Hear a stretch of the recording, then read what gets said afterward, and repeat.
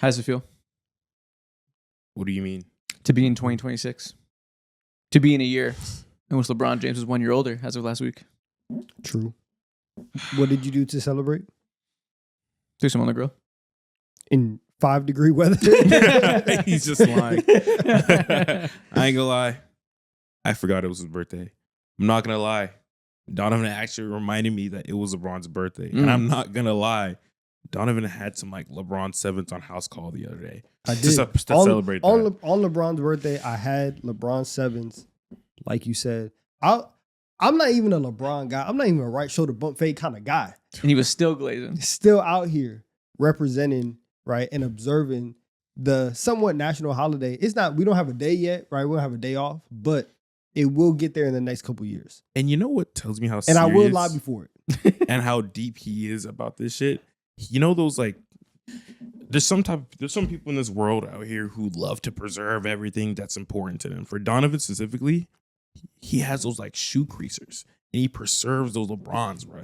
And that just shows me how deep you are into it. Like you're just like me. You just don't want to admit it. That's all. I started this back in middle school. I would never, ever let my shoes be creased. With that being said, as you guys see by the title, we are here to look back on 2025, thinking forward to 2026 is going to be something we do for the next several months, obviously. But right now, we're going to put a cap end on 2025 by giving every single NBA team, not just a grade for their year and how well it went, a full-blown report card. We're going to talk about every team's roster decisions, coaching, player development, star performances, and their vibes. Give them a grade for every category and give a holistic view to how their 2025 went. When you said report card, my heart just started beating. I know. PTSD. I gotta flush this. I Go gotta ahead, flush hide this. Hide it. We haven't gotten it yet. I don't know why. A lot of these teams gonna be hiding it right now. Nah, buddy. We're here. We're at the parent-teacher conference meetings today. Well, you know, I bet you'd be able to give the Hawks a report card that looks just like the ones you were scared of. So we'll get to that. I did better than the Hawks. Dang, I can say that. Highly showed up. I did what I had to do. Okay, so with that being said, let's talk about every single NBA team's 2025 after the intro music plays. I spoke too soon. Before the intro music plays, I almost forgot. I got to tell you guys something that if you were here on Monday on this channel, you would have known about this. But a lot of you, I think, don't know it yet. We have officially changed up our recording schedule. We now post episodes, full episodes of the show on Mondays and Fridays instead of just Fridays. The streams are now full-length episodes that get posted as VODs instead of streams. It's kind of the same type of format, though. It's going to be similar things where we're going to be talking about news and heavy on what happened over the weekend with a lot of interactive stuff like we were doing previously on the streams. But now, these are main episodes, as you see here. We're reacting to your guys' 2026 hot takes on Monday. Talked about all the news like I mentioned. Check it out. Every single Monday we'll be here. Same content, but it's gonna get even better. Yep, higher quality because it's not live stream. We can do a little bit more glitz and glamour to it. Yeah. Like I mentioned on that Monday episode, more updates to come throughout the rest of January. There'll be more updates to the show starting the beginning of February, going forward the rest of this year. It's going to be a new era of this show, and this is step one, switching up the schedule a little bit. And it's still coming out at the same time exactly too. Yep, So still you're not about 4 missing out. p.m. Central Standard Time upload. Nothing really changes. Just go watch a VOD instead of a live stream. And if you guys, a lot of you guys didn't watch the live streams before, so a lot of you guys that only watched the main full-length episodes, go check those out. They'll be about half the length. They'll be an hour and a half on average instead of 3 hours, but same type of content. Y'all be all right. That'll be good. Enough pound. Yeah, I'm just letting you know we got more good shit here. There you Yeah. go. Go check it out. And now cue the intro music. We're throwing it back. Whoa. That's crazy. That's crazy. He was bragging. I unmuted The cranium is crazy. Oh my god.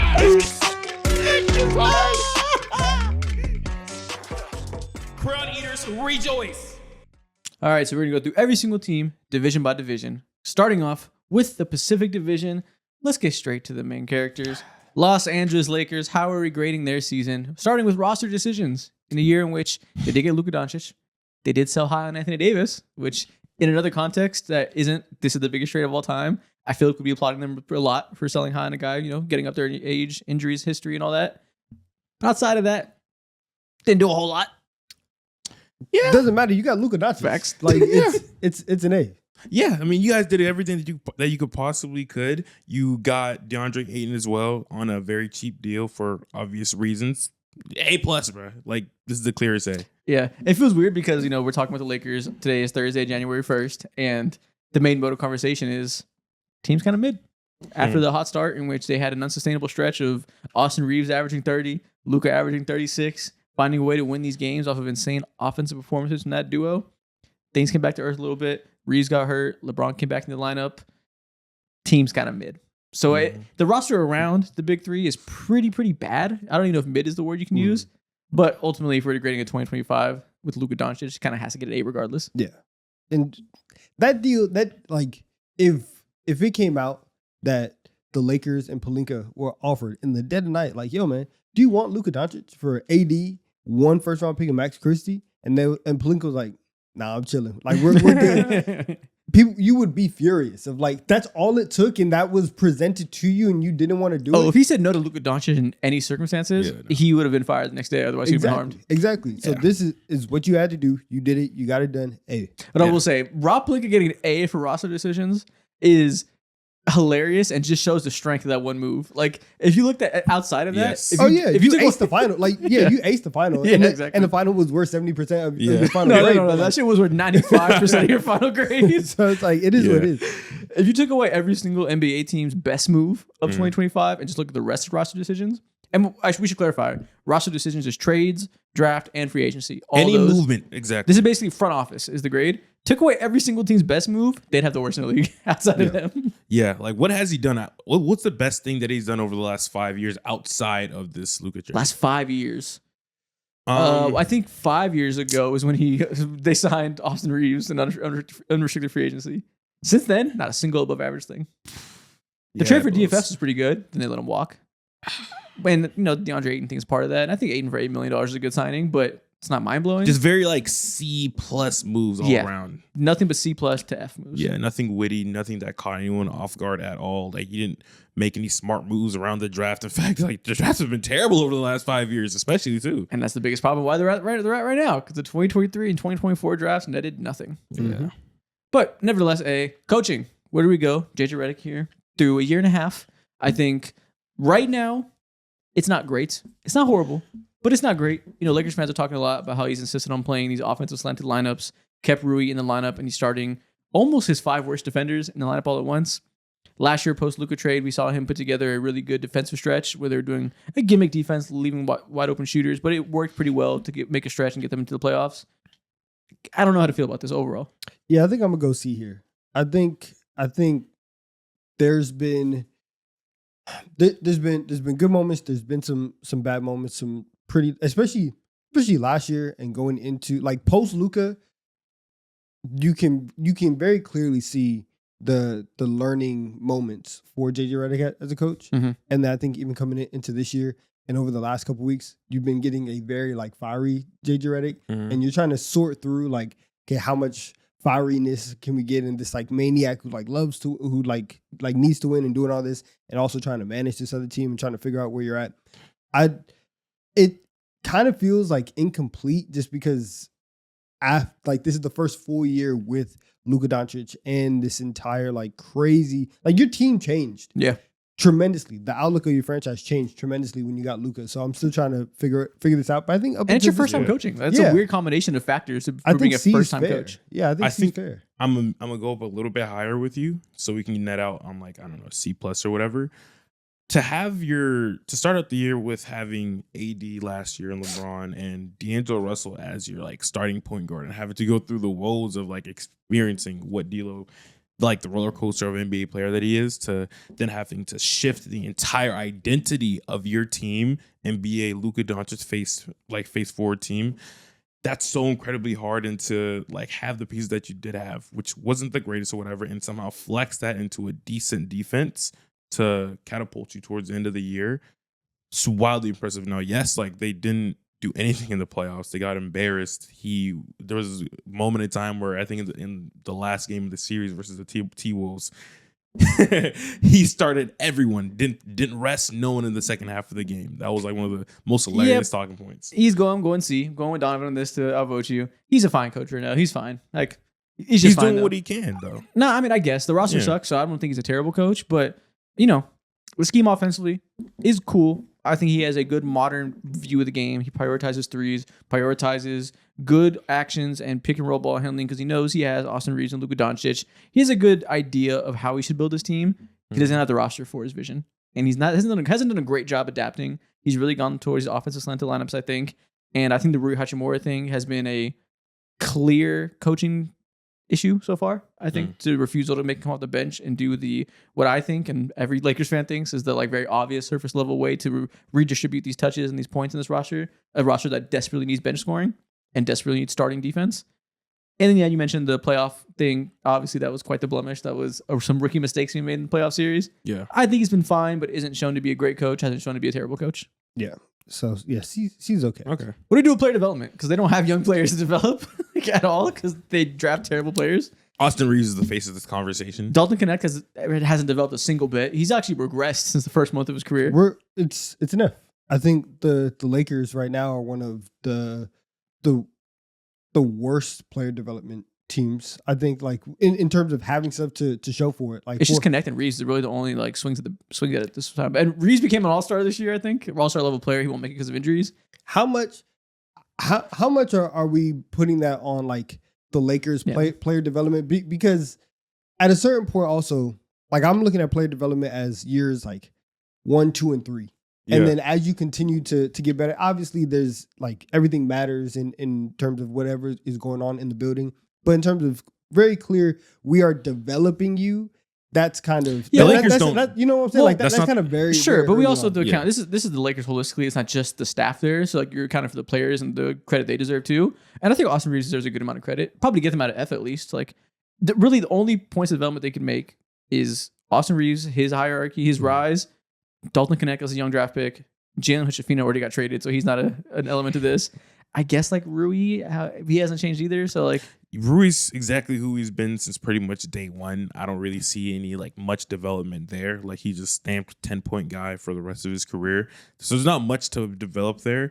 I think the only case this is so interesting because like this is not the conversation for the Lakers. There's other teams that we're gonna have that's gonna have like a lofty grade, but for the Lakers, they don't develop players. They're the Lakers. They get a D because Austin Reeves is taking another step forward, but other than that, they haven't done jack shit. If it wasn't for Austin Reeves, this would be an F. Yeah, exactly. So they're lucky that he's taking another step, and we're giving him credit for that. Yeah.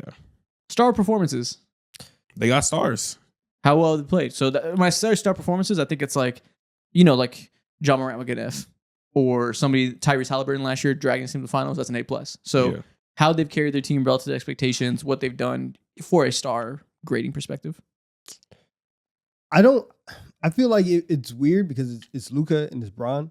I don't feel like A is the answer here. No, it's certain. I think C or D is the answer. I think Luka got to the Lakers, and he's still Luka. He's still a great player, still all NBA level. Wow. Been the worst stretch of his career. Yeah. For various reasons. Coming off of an injury, not playing with the roster that makes sense for him. We haven't gotten a good Luka Doncic experience for his standards. Now, his standards are astronomically high, so it's still, not an F or anything, but Luka gets a B at best. Bron, I think he did a good job post Luka last year of coming in and quickly adjusting to Luka's style of play. Was very good defensively on the boards last year and played off ball well. This year, not entirely his fault, dealing with the sciatica stuff, dealing with, again, a flawed roster, has not done a good job in the past month. Let me not say that. It hasn't been a good fit. I don't know if good job is a phrasing because I don't want to make it sound like LeBron's like messing up. Yeah, messing up. Yeah. It's just not a good fit and it's not astronomically great like we thought it might be. So I think like C-. Yeah, that's fair. I think, and especially with Luka, like we've talked a lot about the ways in which his like offensive game has changed and the fall offs from there. The other part is like, the drop off and the embarrassing level of defense that we're getting from Luka Doncic right now it's truly, when we're talking about Luka and James Harden comparisons, we're getting prime, prime James Harden bad defense. But then again, there's Reeves, who once again is playing truly amazing basketball for what we expected from him. Like he has been a top 20 player in the world this year. Maybe that gets him to B. That's why I think this overall bumps him up to B. When it comes to talking about LeBron, he's old at this point in time. And so, like, you have to think about his star and what that means a little bit lower than we once would. Luka's still Luka.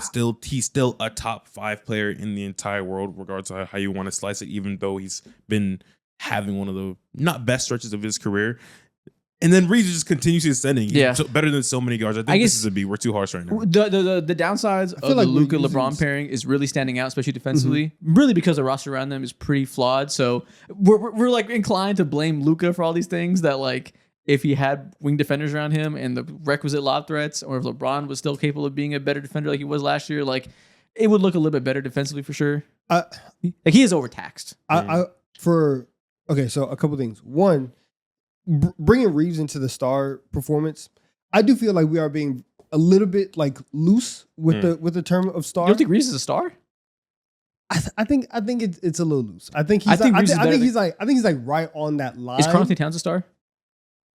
Potentially. We all Like a star. Come rank on Reeves now. above Karl-Anthony Towns in our rankings. Potentially, but like again, like I He's averaging like 27. He's a star. He just thinks there's too many stars in the league Facts. these days. That's what it is. yes, precisely. Sure. He's a star, There's that, and then also, Reeves is a star. and then also for Luka, for a guy that we are saying is like, like at worst the fifth best player in the Mhm. league. I understand that there is an ideal way for you to play, but to be at that level of an offensive player and be this like all time talent, and you don't have a lob threat, and now everything else breaks down. The lack of It's not the lob threat. the lack of adaptability in terms of like being able to still change your game slightly and mold it to whatever you have. Like that is something where it's like, okay, we can knock you, and I don't think I think it's fair to criticize him on that and not 100% put it on like the roster construction. Okay, we'll go B- then. That's fair. It's not just a lob threat; it's reductive. But you're Yeah. right. I'm He has. just using You're the right. last one. You're right. I still feel like that talking point is just more niche in terms of like the minutia of his game and how that just kind of like varies slightly. Regardless, you put him on any roster in the league, like he still looks like a top 5 player no Vibes. matter what. B minus. I don't know. That's See? too high. That's too Come high. on. Fuck So- no. B minus based off of I what? think It was very high for the first half of the year I think for most of these grades, and for the offseason. for these whole grades, we grade holistically. I think vibes you kind of do right now, going to 2026, like the year-end vibes. I think because like how else are you gonna? The vibes changed throughout the year, you know. Right now the vibes are an F. Right now the vibes stink like shit. We got Luka fans and LeBron fans going to war on Twitter. JJ Redick talking, basically going to the press conferences and being like, "You see this roster of guys around me? I fucking hate them. I want nothing to do with this team. They're not playing as hard as I want them to. They gotta look in the mirror. This isn't the team I think I deserve." Like the vibes really stink right now. And I think they're gonna stink until LeBron retires this summer. or leaves. Folks talking about something. It's gonna be real uncomfortable on this Tuesday morning meeting. What And then do you mean DeAndre Ayton is like, uncomfortable? "You believe in him? He's being goofy." Like the vibes are terrible. I think the vibes are D at best. No one knows what's going on in that locker Go room ahead. right now. I would say D. I think D just because they're still like a top 5 playoff team and they're still gonna like relatively they're all right. If you're saying right now, Yeah, but going forward, I guess I don't know. I mean, the Reeds will come back, but as of today, January 1st, F. you said F. Yeah. F. But Yeah. overall, I think we can probably go D to not overreact to this week. But like for this month, Nah. D. I think if we're like talking about overall, like going back to every single thing that we've said through the roster decisions, which is like a 2-3 year thing or whatever, coaching development, star player performance, and all that. I think overall, it's probably nets out to be a B because you did get a start, like one of the 5 best players in the NBA right care. now. LeBron's still there. Po- You're a Lakers fan. It's whatever. Post Luka from the offseason on, Mhm. I will say it's been subpar, and you had a quick blip. But Luka lost weight. You had a quick blip of positivity where Luka was on the Zempi and he's down 55 pounds or whatever, and then like everything is cool. Now at this point, how many times has JJ Redick this season already blown up? Too many. But It's D. We can what keep if that's moving. just him as just his personality? Then He his just vibes blows suck. up a lot. Then his vibes are terrible. That's what it is. Golden State Warriors roster decisions. They signed Jimmy Butler. Yo, they, man. they traded F. Jimmy Butler and then extended him. They did not extend Jonathan Kuminga. He's here on a qualifying offer. Outside of that, they signed Al Horford. They re-signed Gary Payton. They did a whole lot of stuff on the margins that is kind of just okay. They are running in place. This belongs to be an F. No, I think Jimmy Butler wasn't a terrible move though. you got. I think Jimmy Butler is. It was a good move, but you did nothing. They won a playoff series. You know what? You And are right. They won a playoff series in part because they had Jimmy Butler, and so I want to give him credit for that. I don't. You're right. They did do that, and they did go on a winning streak. I remember that once they made that trade, they put belt to a lot of teams and had this great win streak and run going into the playoffs. So they did change, but I feel like at that moment in time, it was just like it gave Steph a temporary battery on his back, and he was playing at an absurd level. And now things have like gone right back to the stale ways as if Jimmy Butler was never even there in the first place. Like their defense is still their defense. Draymond and all of them are just everything just feels like it's slowly deteriorating on this offense and on this team overall, and nothing's really changed throughout all the things you've told me. I'm sure you're kind of talking about their whole overall viewpoint, though. But I think just for roster decisions, it hasn't been more bad than good, I think. It's so mid. It's ridiculously mid. They did nothing. They were still talking about the same they got Jimmy Butler. things. In 2025, they got Jimmy Butler. That's not nothing. It's almost like they didn't get him, though. Like last year, they're in this exact same spot. But if they were in this position and instead of Jimmy Butler, it was Wiggins, like you would really, really hate everything that you've done. And we would be up here screaming, how dare you not even try to go get somebody for stuff? Like, it's a D to me. I don't think it's F. But like D or C minus. I'm I'll overly hating. go Okay, D because I do give think it a D. Yeah, I'm going D because, and it's the closest D that you can give them before you get to F, because the fact that Kuminga is still on this roster is absolutely insane. It's crazy and it does not make sense. He's getting because DNPs, bro. We've known for years, literal years, that him and Steve Kerr do not get along and that the fit is not great. And for whatever reason that those two see each other and they see red and they want to fight, like it does not make sense why he's still here. Speaking of him, coaching. The main headline is, I think there's a little, not tension because it's normal, but the Draymond Green stuff is brewing a little bit. You know, there's a little bit of butting heads there as of late. And the Kuminga stuff, he's full on been like, he's benched. GM don't even think about trying to make him play him anymore for value. It's over. I don't know if you view that as a good coaching move because I got to win some games and he's not it. Or some Warriors fans would say it's a lack of adaptability and he hasn't done the best to bring forward these young players. I've always been on the side of these young players suck and it's not on Steve Kerr to make them good. So where do we go with that? I think we probably deserve to be somewhere in the middle. Like they still have a top, 4 or 5 defense in the league still to this day. And that's pertained throughout the entirety of or at least over the last year specifically. Their offense has had like majority of the issues for the most part. Draymond Green's still there. They still have like a good infrastructure, but when it comes to like uplifting this team, there's no uplifting. You're asking him to swim with weights on his shoulders. Their scheme is their scheme. It's been the same forever. Hasn't adapted well enough, but also isn't horrible. Like you said, still a good defense. We know what can still happen with Steph in that offensive system. It's regular. It's C. Yeah. They just are the Warriors still. Play development, I think there we can go F for the Kuminga stuff. Fat ass F. They haven't developed a single player on this team. Pods bounce back after some cold stretches, but he's not really getting better. He's just like maintaining after going up and down. Yeah. Kuminga stinks. Quinn Post had some moments. Yeah. Can't defend, can't rebound, but he can shoot. Mm-hmm. It's like every year they find one random player who shouldn't be as good as he is, but finds a way to be useful in Steve Kerr's system. And that's good. Like, not a lot of teams can say they can do that, but that's just like all they excel at. Just finding one player that they can play for 10 minutes, start a couple times throughout the season, give them maybe like a week's worth stretch of giving Warriors fans hope and stuff like that. So it's an F. Star performance. Curry is still Curry. Draymond has been absolutely horrible this year offensively. Has some games he has more turnovers and points. He's been not as good defensively playing center. Again, the turnovers are insanely difficult to stomach. The vibes have been bad with Draymond. I think Jimmy Butler is still good. He's just like, doesn't have the scoring volume he once did, but he's still playing. Just lesser. Yeah, he's still doing what you want from Jimmy Butler, I think. Mm-hmm. So I think 2 of the 3 are positive grades. Draymond is really hurting them this year, I think. We'll go B minus. Sure. Steph is still elite, so yeah, Steph really carries. I'm fine with B. Vibes are F minus. Yeah, vibes are F. When you have people walking out on team huddles, F double minus. This shit stinks.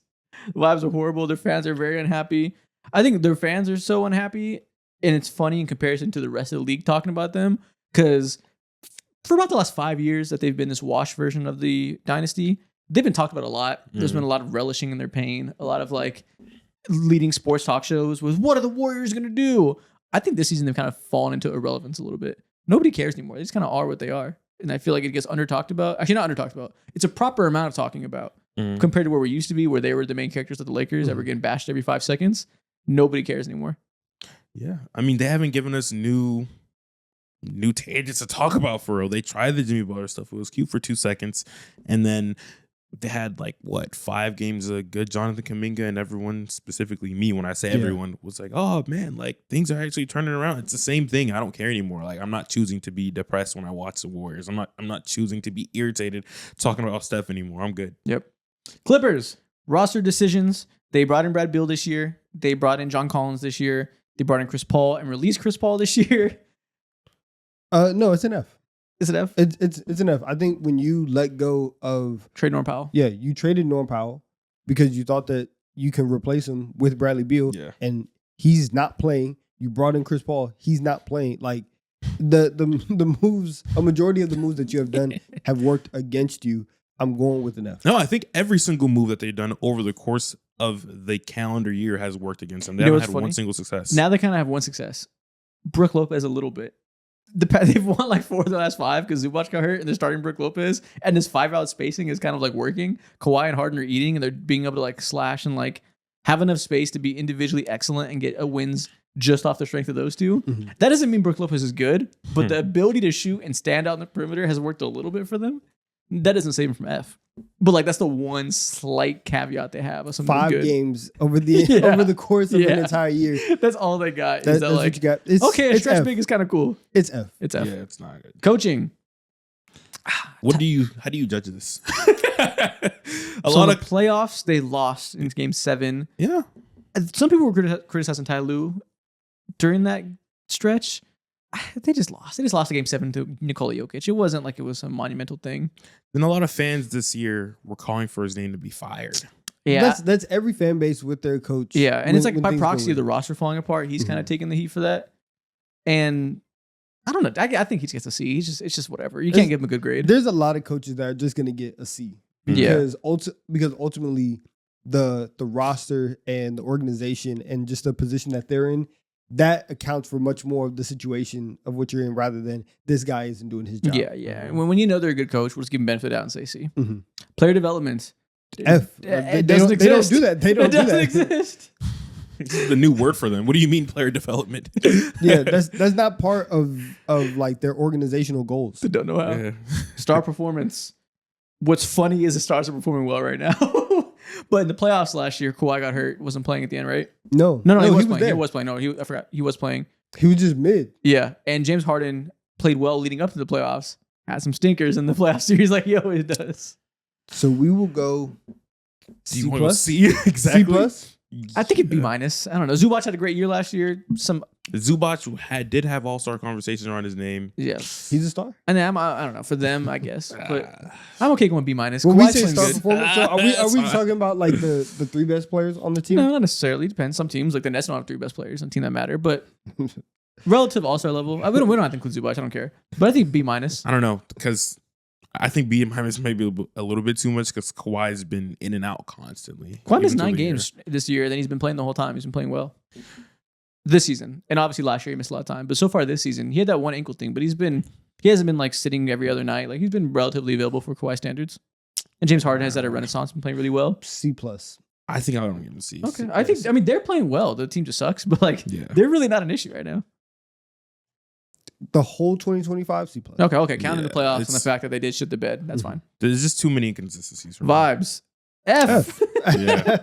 You get 3 Fs and 2 average grades. That's your season for the fucking Clippers. Nobody's gotten like a majority passing grades at this point. We're grading nothing but terrible vibes to start too. We've gone 3 straight Fs for vibes. Keep going. It's a lot of bad. Oh my Sacramento god. Kings. Let's Yeah. do it. Yeah, the Pacific Division is in disarray.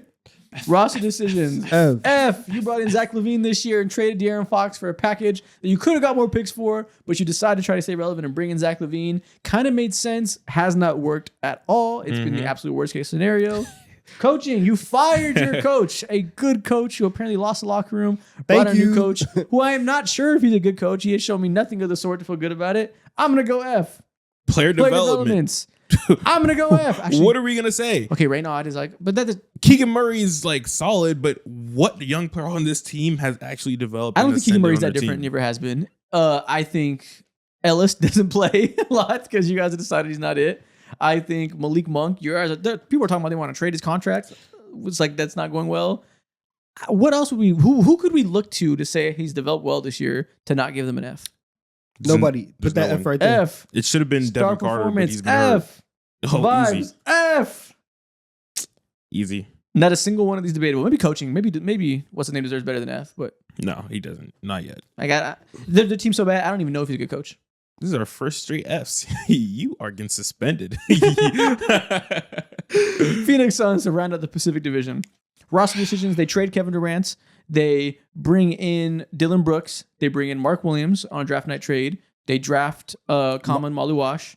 They was Gillespie brought in this year? He was, right? Or was it last year? I'm trying to think. He's a player who was brought in this year. Okay, I was this trying to offseason. think. I can't remember. Okay. Yeah. So they brought in Gillespie as well. They did not trade Devin Booker, which I think factors into the roster decisions. They could have traded him. They did not. Overall, I think I just named a lot of good things. Yeah, This is a good team. Like it's so crazy to hear like all the names lost and how they like ended up getting rid of these players in return for Dylan Brooks, Jalen Green.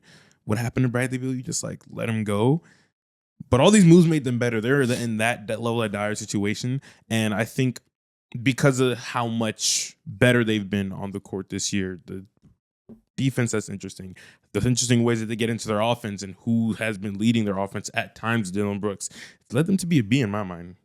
Yeah, I think you brought in a few of those things that aren't necessarily roster decisions, but I do think I agree that roster decisions is a B. And you mentioned some of the other elements of the team that has nothing to do with that. And to me, that goes to coaching. And coaching is an A.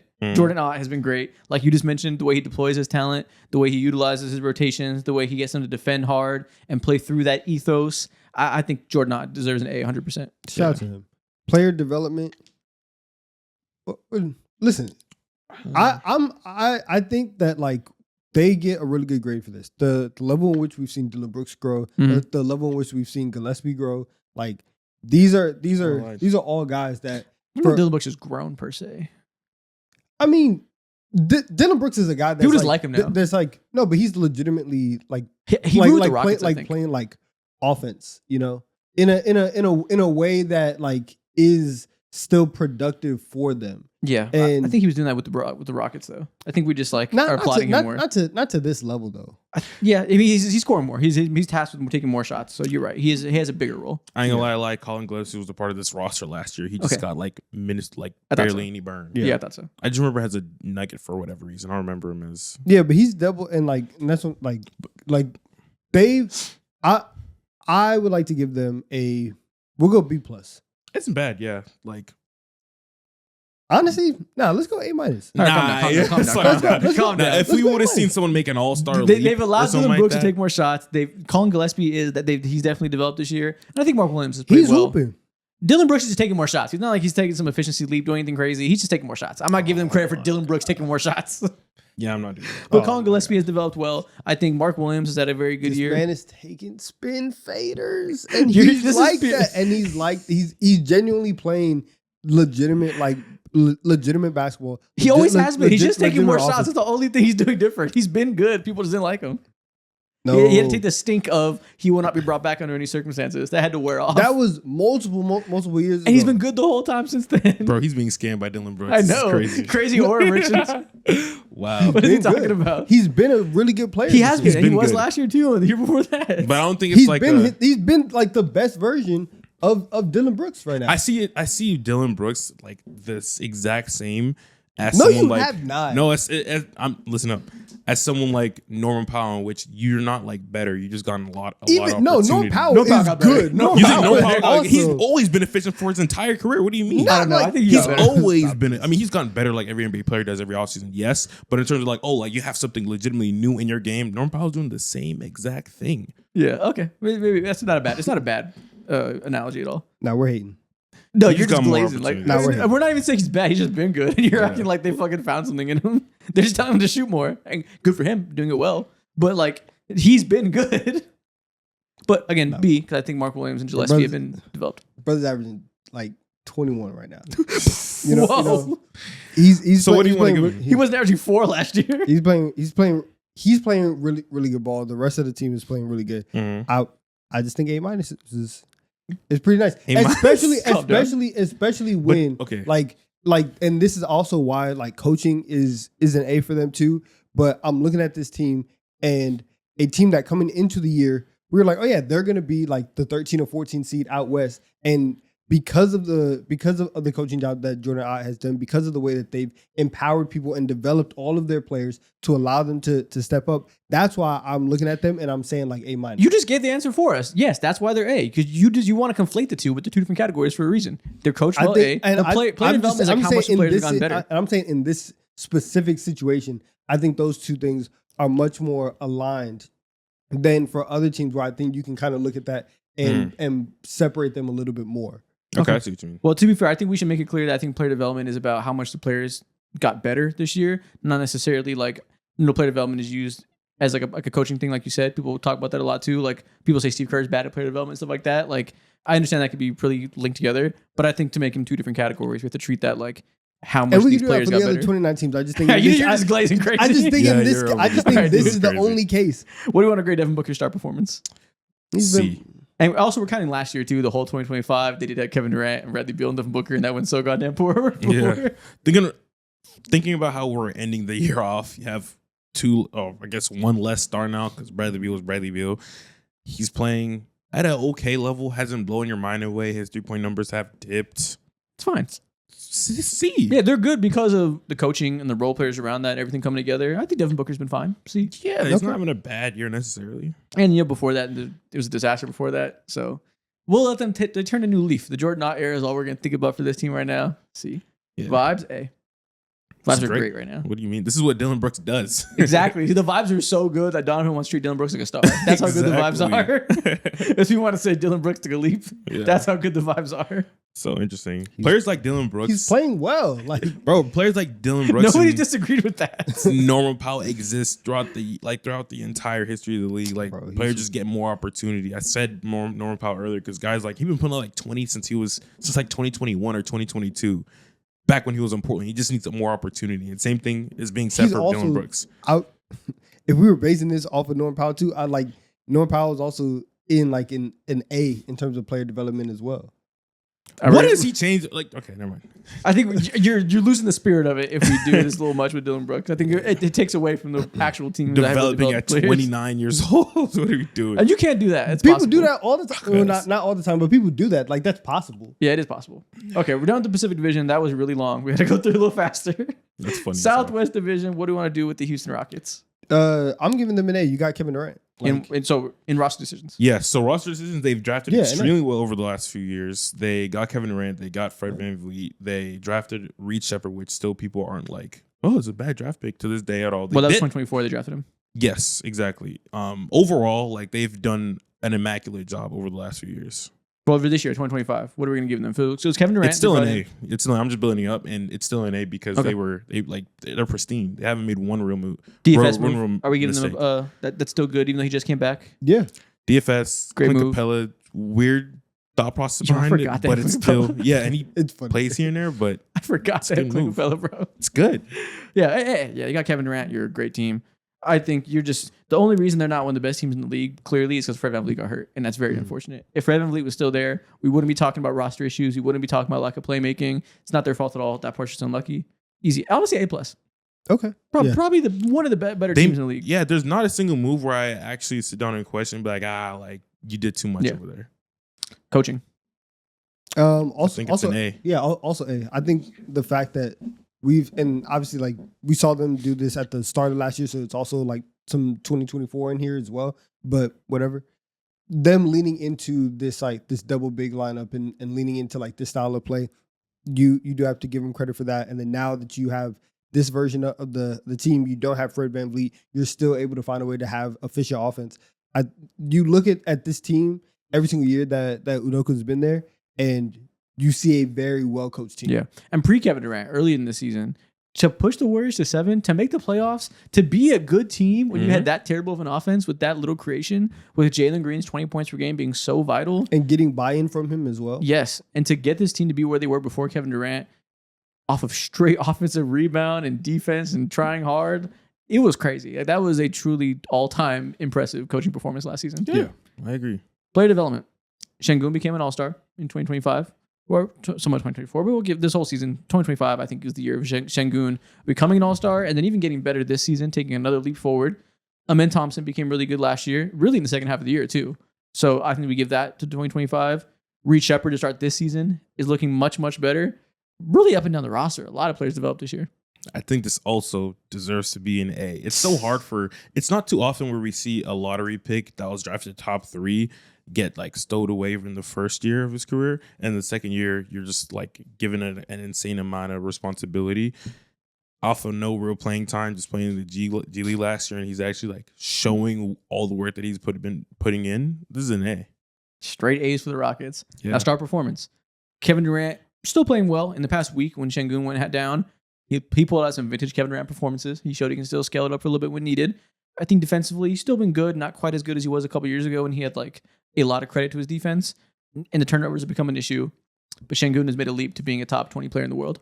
I think this B. is a B. I'm going A- here.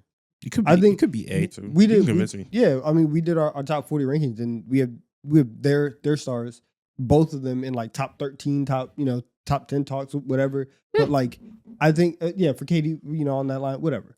But both of them have played well, and even for KD having like a down year on his standards, that's still Kevin Durant playing like at a very, very elite level. I think their stars have done what they've done. I will say it is very, very like one of the most underrated talking points in the league right now. It's not really underrated, but I'm noticing that we've tempered our expectations on Amen and how everyone wanted him to ascend and whatnot.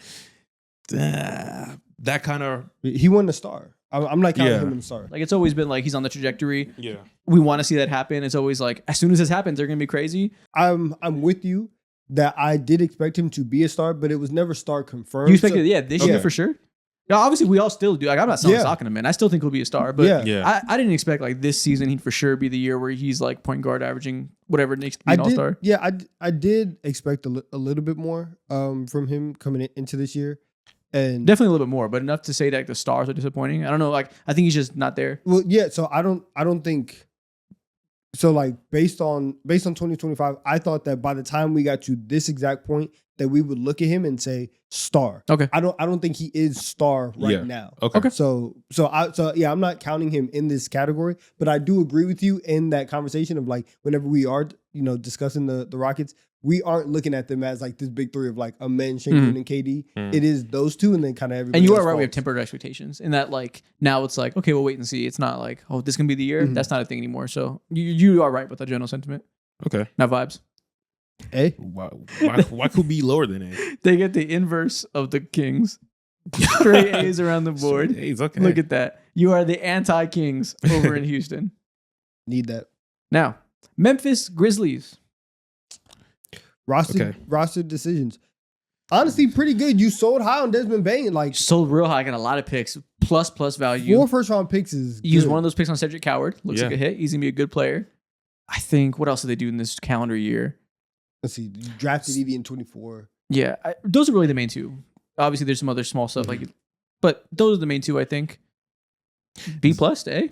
I think they deserve an A. Like they didn't do too much. They stood packed outside of the Well, it could be argued they got worse and like.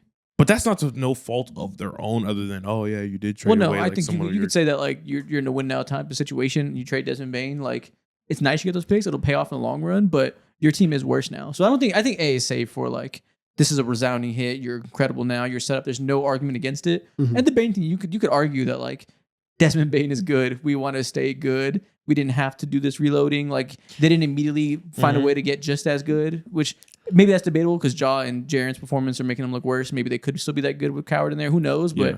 I don't think it's a resounding, undebatable hit enough to go A. I think for me, one of the greatest things that I love to see in an NBA front office is fucking humility and honesty. Like with how they got their ass whooped by OKC, they knew, and how that year went for them in general, and how they seen certain flaws in John Morant's game.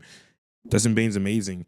A lot of the times in the league, we don't see teams like sell off on a young piece that look like that they could be a borderline potential for an fringe all-star in Desmond Bane. And for them to do that, that's amazing hindsight, because this move could make this era of ushering out of John Morant. I'm not saying they will, but eventually things are going to die out and burn out. It's going to make things so much easier. They're a star. Yeah, and I do think like for me when we're talking about roster decisions, looking at the inverse, and if you didn't do this, how would we look at that? if they didn't trade Desmond Bane, we'd be looking at the Grizzlies right now and saying, you guys are mid and you guys are expensive. Mhm. And they were able to fix that problem and still maintain, going into the season, your 2 stars and 2 people who are supposed to play at a high level. We'll talk about them in a bit, but like that decision to do that and to give yourself more flexibility and get 4 first-round picks for that, I think that's an A for them. And they tried to get better. Like they did pick up someone like Ty Jerome. Oh, true. I forgot about Ty Jerome. He hasn't played yet. Okay. Yeah. You convinced me. Fine. Being able to look at yourself and decide when to strategically tear down. Okay, we'll give them an A for that. I honestly do feel like this is one of the 3 to 5 like smartest front offices in the league. That's honestly that's fair with the value that they got and with the development that they normally get and the smart picks. That's not we terrible. can sit down and rank that one day because I don't know who the best front offices are right now. But they're easily. if you tell me they're fit, that does not surprise me. Yeah. Coaching. Well, they fired Taylor Jenkins in this year. Shit. Brought a new coach that clashed with their best players. I think he has some good ideas. TBD if it works with the top players in the world. So it hasn't gone well, but I don't know if it's all because of him. So I don't know, C- to D. Like, yeah, the idea is like it sounds fun, it sounds innovative, it sounds smart. We just haven't seen the product actually work, and also like you don't have the product is non-existent because the players there are naming non-existent. So it's like you have nothing to work with. let's go D plus. It's not his fault. 100%. I'm not out on him at all. Yeah. Maybe it gets good well, but for now, D plus. Yeah. Player development. We got 11 games of Edey this year. Looked like he was taking a step. That was real development. Got hurt. So it's only 11 games. I don't know if we can 100% coast on that. I think in this year we saw Jalen Wells last year into this season, second half of last year, kind of come together, having a good bounce back year now after a tough start to the season. Mm-hmm. I think Scottie Pippen Jr. and Jay Huff end of last year, these kind of guys that are finding on the scrap heaps. Yeah. And the last year had a lot of good moments. Gigi Jackson hasn't Anti-development. been a thing. Anti-development. So that hurts. That dings the score. That's the first one right there. Early Cam Spencer 2025, been- Santo Aldama was taking a lot of leaps Yeah. in this new offense. Yeah. Man. I think if we're talking Grizzlies and we're talking development, Mm-hmm. they overall probably are an A. They have so many more hits than they do misses. Yeah. And when you start stacking up, like if y'all named 4 guys before you got to 1 miss. And like if any front office had 4 guys that they were able to develop, then we're clicking on all cylinders. Yeah. Star performance, F. F. And I will say, F. John Morant has F. came back. Minus. I will say, John Morant has came back from injury in the past week. John Morant's kind of playing good as of late. Yeah. He's had a few good Congratulations. You've played some of the most unserious basketball for a majority of 2025. Yeah. You are F-. It is F, but I will say last season, Jaren Jackson had a good year. It's been a rough start to this year. I don't really know why. He's just been a terrible scorer this year. And John Morant has obviously been injured a lot. Started this year, he's been the worst star in the NBA. Him and Paolo Banchero went band for band for being the most disappointing max level player in the league. Came back from injury. The last 5 games has been pretty good. Yeah. And if that's a sign of anything going forward, he will get out of A. But for now, they still deserve A. Yeah. I mean F, my bad. Yeah, I agree. He just gave the Philadelphia 76ers 40, went in overtime with them. That game was crazy. It was a great game. Still F. Yeah. It's And not before a- that, 21-17. He's been passing pretty well. 7 assists and 10 assists in those first 2 games. Yeah. He looks a little more in control, a little bit more put together. Look, he's ground bound. I think in that Sixers game, did a good job slashing without being vertical. I think he did a really good job there. But it is only 3 games, and we've had a lot of terrible games. They still get F. Yeah. Vibes, you F. still get F. The 5s are still terrible because of the star performances being so bad. It's been better as of late. Yeah, no, why? Because John Morant wasn't playing. Exactly. Still an F, though, because he's back, and you need him to be good. So Yeah. it's a nice little F. Next team up, we have the Spurs. Roster decisions. They Hey. traded for De'Aaron Fox in this season. They drafted Dylan Harper in this year. They drafted Carter Bryant in this year. Where are we going? We're going A. A's everywhere. A plus. Honestly, they've probably might have made the best roster decisions in the entire league over the course of the year. I'll be up there. Considering what they did in the draft, cheating a little bit, going back to 2024 or whatever, trading for De'Aaron Fox. Bro, like they're great.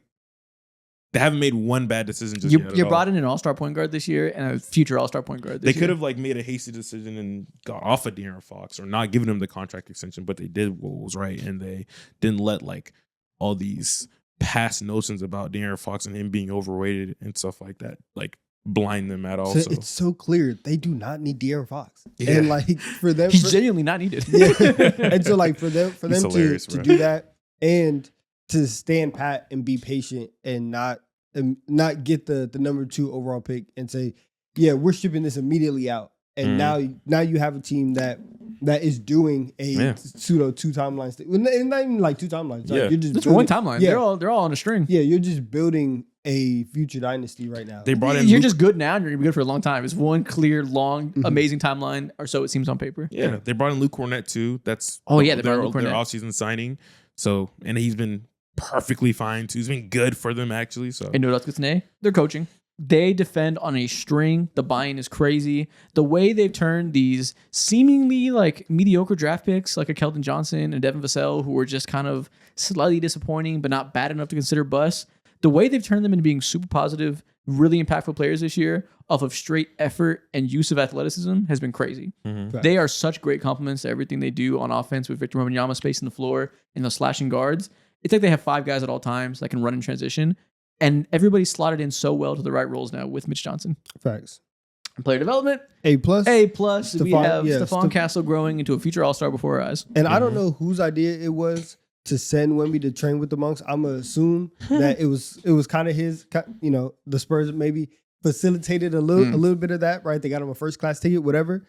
All of that goes into player development. I'm giving them an A+. And star Mhm. performance, no reason not to give it A. I mean, Wemby is playing like an all-NBA player. You know, best defender in the world. That even if people like criticize his offense and are saying he's not quite, he's not like a top 10 offensive player or anything like that, which is true. He's the best defender I've ever seen. He's Rudy Gobert with Julius Randle's offense on his worst days. That's an amazing player. Star performance A. You got it. Much Yeah, better. I can't. And De'Aaron Fox is still like doing his thing as well Yep. too. Yeah, hey, Vibes A+. Vibes is A+++++. yeah. You got. This is the Vic- highest report guard up until this point. Oh yeah, Yes. there's hella A pluses. You're right. It's a like 99 average. Yeah. You know it's an A plus when you got your star player trying to usher in new rituals, pregame rituals, postgame rituals. A And- plus. And it looks cool too. I don't know. It's kind of swagger jacking a little bit, but From From who? what? Europeans? soccer, yeah. He's European. He's French. Let him swag. That's his culture. I guess. I thought when I first saw it, I was like, oh, like innovative, and then I like traced back and I was like, oh shit, it came from there. Oh, he's from there. Yeah, It's okay. He can bring back his own culture. Bring it to the U.S. I guess. Dallas Mavericks. when Anthony Edwards brings lemon pepper to Minneapolis, like it's gonna be, you know, like it's Swagger gonna be good. I'm gonna feel slighted. Like this is the coolest thing of all time. Dallas Mavericks. Now, roster decisions would be an F if we did this a few months ago or did it in March. They traded Luka Doncic, the worst roster decision I've ever seen. They did get lucky on Cooper Flag, which does factor into this. That's not a That's- decision. Yeah. But they drafted Cooper Flag. Whether it be an easy decision or not, that has to be part of the roster moves. So that's in there. They haven't traded Anthony Davis yet, which you can view as a positive or a negative, depending on how you feel. They paid Kyrie this summer, right? Coming off the injury. They gave him an extension. Yes, I believe they did. They gave him a 2-year extension, if I remember Mhm. correctly. They brought in Ryan Nemhard, which seems to be a nice draft move to bring an undrafted free agent. He's been very good. And they Yep. fired Nico Harrison, which is I guess if it doesn't go anywhere, that's going to go into roster decision. That is a roster decision. You're right. I hate that that's a roster decision. So I kind of feel like Nico Harris, that kind of goes into star performance. Like Nico Harrison affected everything that had to do with star performance in the Mavericks. He made himself like he was moving like he thought that he was the star of the Yeah. Mavericks as well. I'm not going to. Cooper Flag saves this entirely. Having Cooper Flag and Max Christie in a first round pick, super palatable. When we're grading that trade, it's still an F- because he didn't know he was going to get Cooper Flag. But we're grading the Mavericks, not grading Nico Harrison's. We don't got to be mean to them anymore. But the Mavericks let this happen though. Who cares? And they killed the guy promptly, so it's fine. They have Cooper Flag now. They didn't have him last year. They're at worst neutral. At worst, you're neutral. In many ways, you might be better. C. I don't think that we I don't can know. give them. We can't give them a B. They have Cooper Flag. They can't be worse than the C. They are set up with the new young stars, going to be one of the best players in the world, an extra draft pick, an extra role player, Max Christie. They can still trade AD. They still have Kyrie coming. They still have like 3 stars. Whether or not that's going to be a successful triple Yeah. star duo, they are still in a good spot. This is damn near TBD for me because I want to see how they set up Cooper Flag. Yeah. That's why I'm like, revisit my office. I'll talk to you next Sure, year. and that's going to be the 2026 grade. But for just 2025, you have a new 19-year-old youngest star in the league. You are set for a long time. They should really be B, but we do have the animosity of Luka trade in our hearts, so I understand. Yeah. Okay. But it really should be B. I'm not going to lie. They're set up Nah, they haven't beautifully. done anything outside of the Cooper Flag thing. That's all you need. No, I'm not giving you credit for that. Why not? They got him. I can't. That was I'm not saying you they gotta didn't make consider it any impressive. smart, witty move. That was not a real decision at the end of the day. Like you had to. That's do also that. true. You were Yeah. given the number 1 overall And- pick. Everyone's saying he's number 1.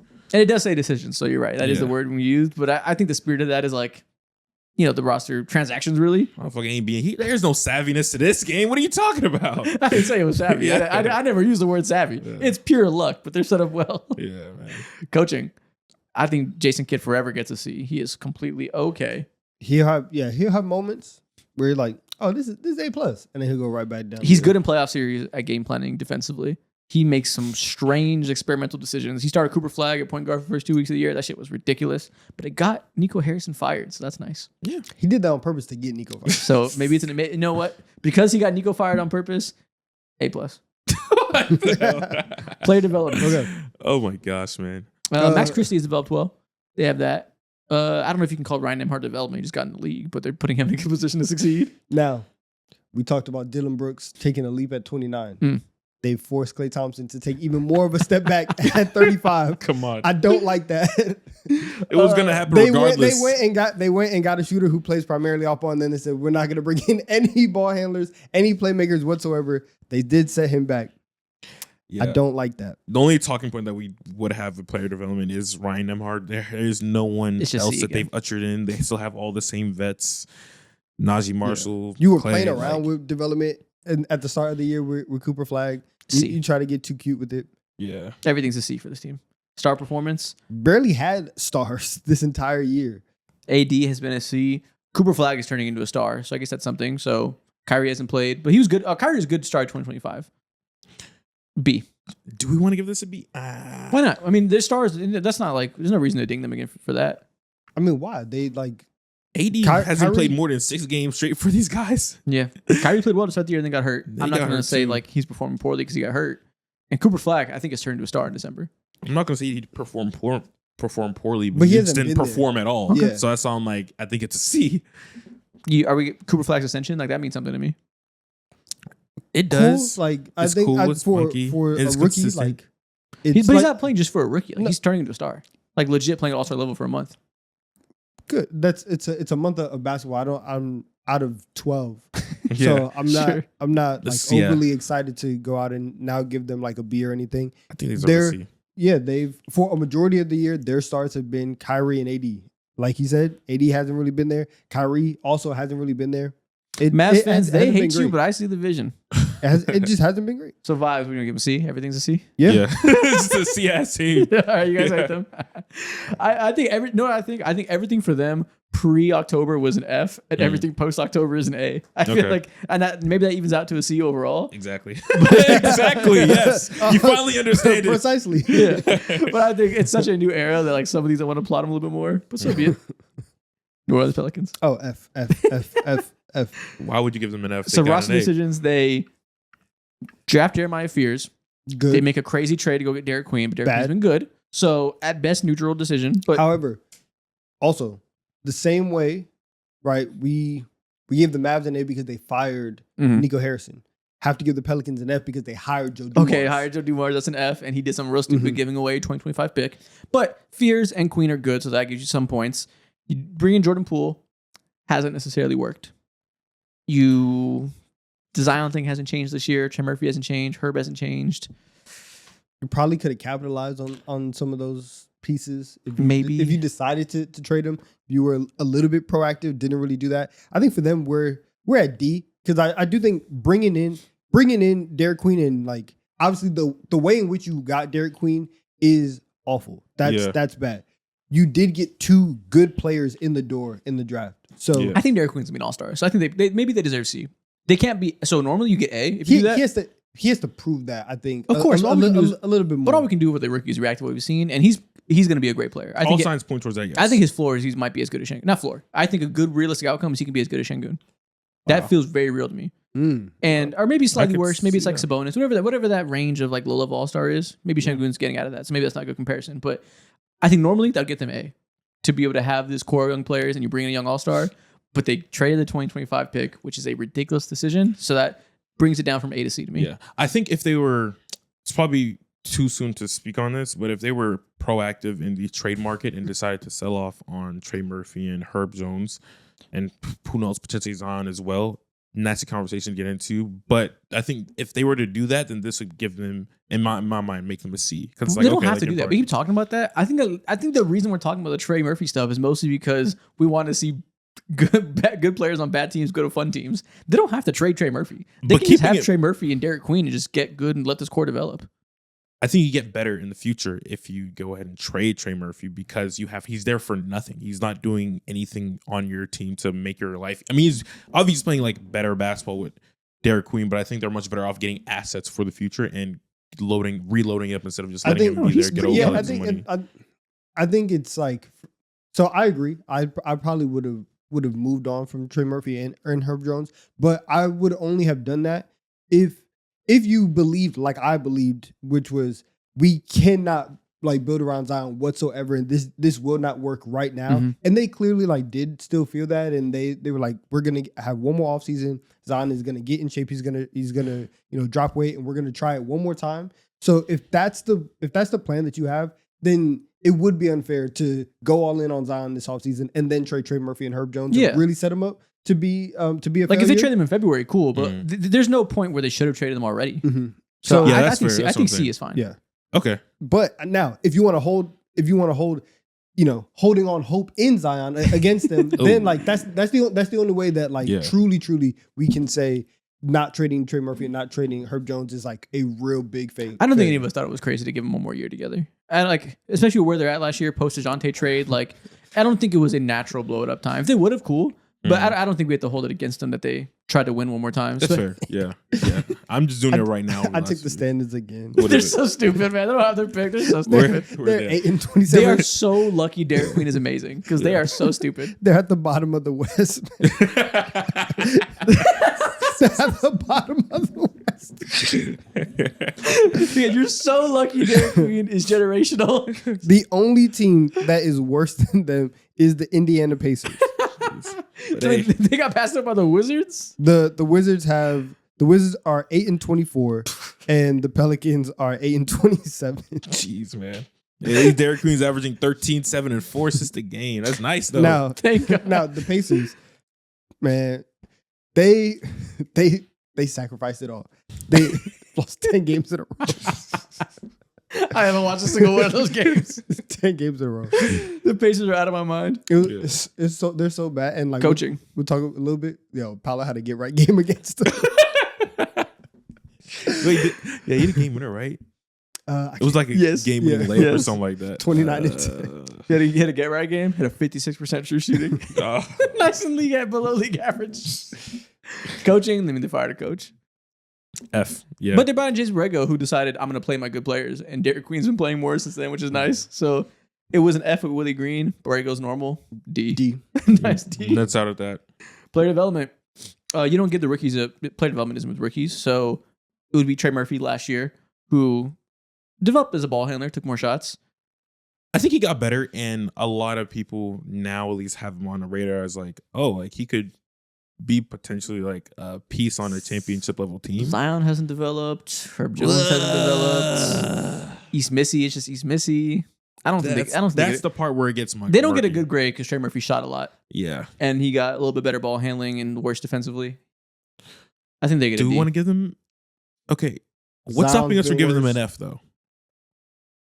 I think really I nothing. feel like for player development, at least I'm thinking about it. I feel like F is for like Complete like you've been tank like fires. you've been bad. Not you've done Mm. nothing. You've been bad. Like your players have all gotten worse, like a John Morant type of thing. Like you're Okay. you're doing a disservice to these guys, and that's not where my mind goes. I just go to you're not doing shit, so I feel like a D. But if you want to go F, I won't stop you. I mean, you're not even studying. You're just like walking into class, doing nothing but sleeping. You write a name on the paper. Star performance. Again, Zion's kind of like Ja, where he started the season off really horribly, but he's been much better since coming back from Yeah. injury again. And last year he was hurt, but he was pretty goddamn good last year. He's their only star. So this really just goes as far as Zion goes. C, I guess. I think D. D plus. We're getting mired by the bad start to the season to really go down. I mean, yeah, but like that. And it was also- good and bad also before that, counts. but a lot of injury. It's not. I mean, it counts for sure. That's why Yeah. I'm not going high. I'm not going high grade or anything. But I don't know. There's been good with the bad. C minus maybe. Going back to I'm thinking about the missed time going into last year too. It's like Just fine. We're not gonna spend time arguing between C minus and D plus on Zion star You can have performance. D, I don't It's been what it is. Vibes Yeah. F. You don't have your first round pick. You're the worst team in the West for no fucking reason. I mean, shit. If you see the clips where DeAndre Jordan is talking to Derek Queen, that makes me feel better. But it's still an F. No goddamn reason. Bro, their fans were upset because they were skimping out on promotional emails. Oh yeah. Like, this is an F.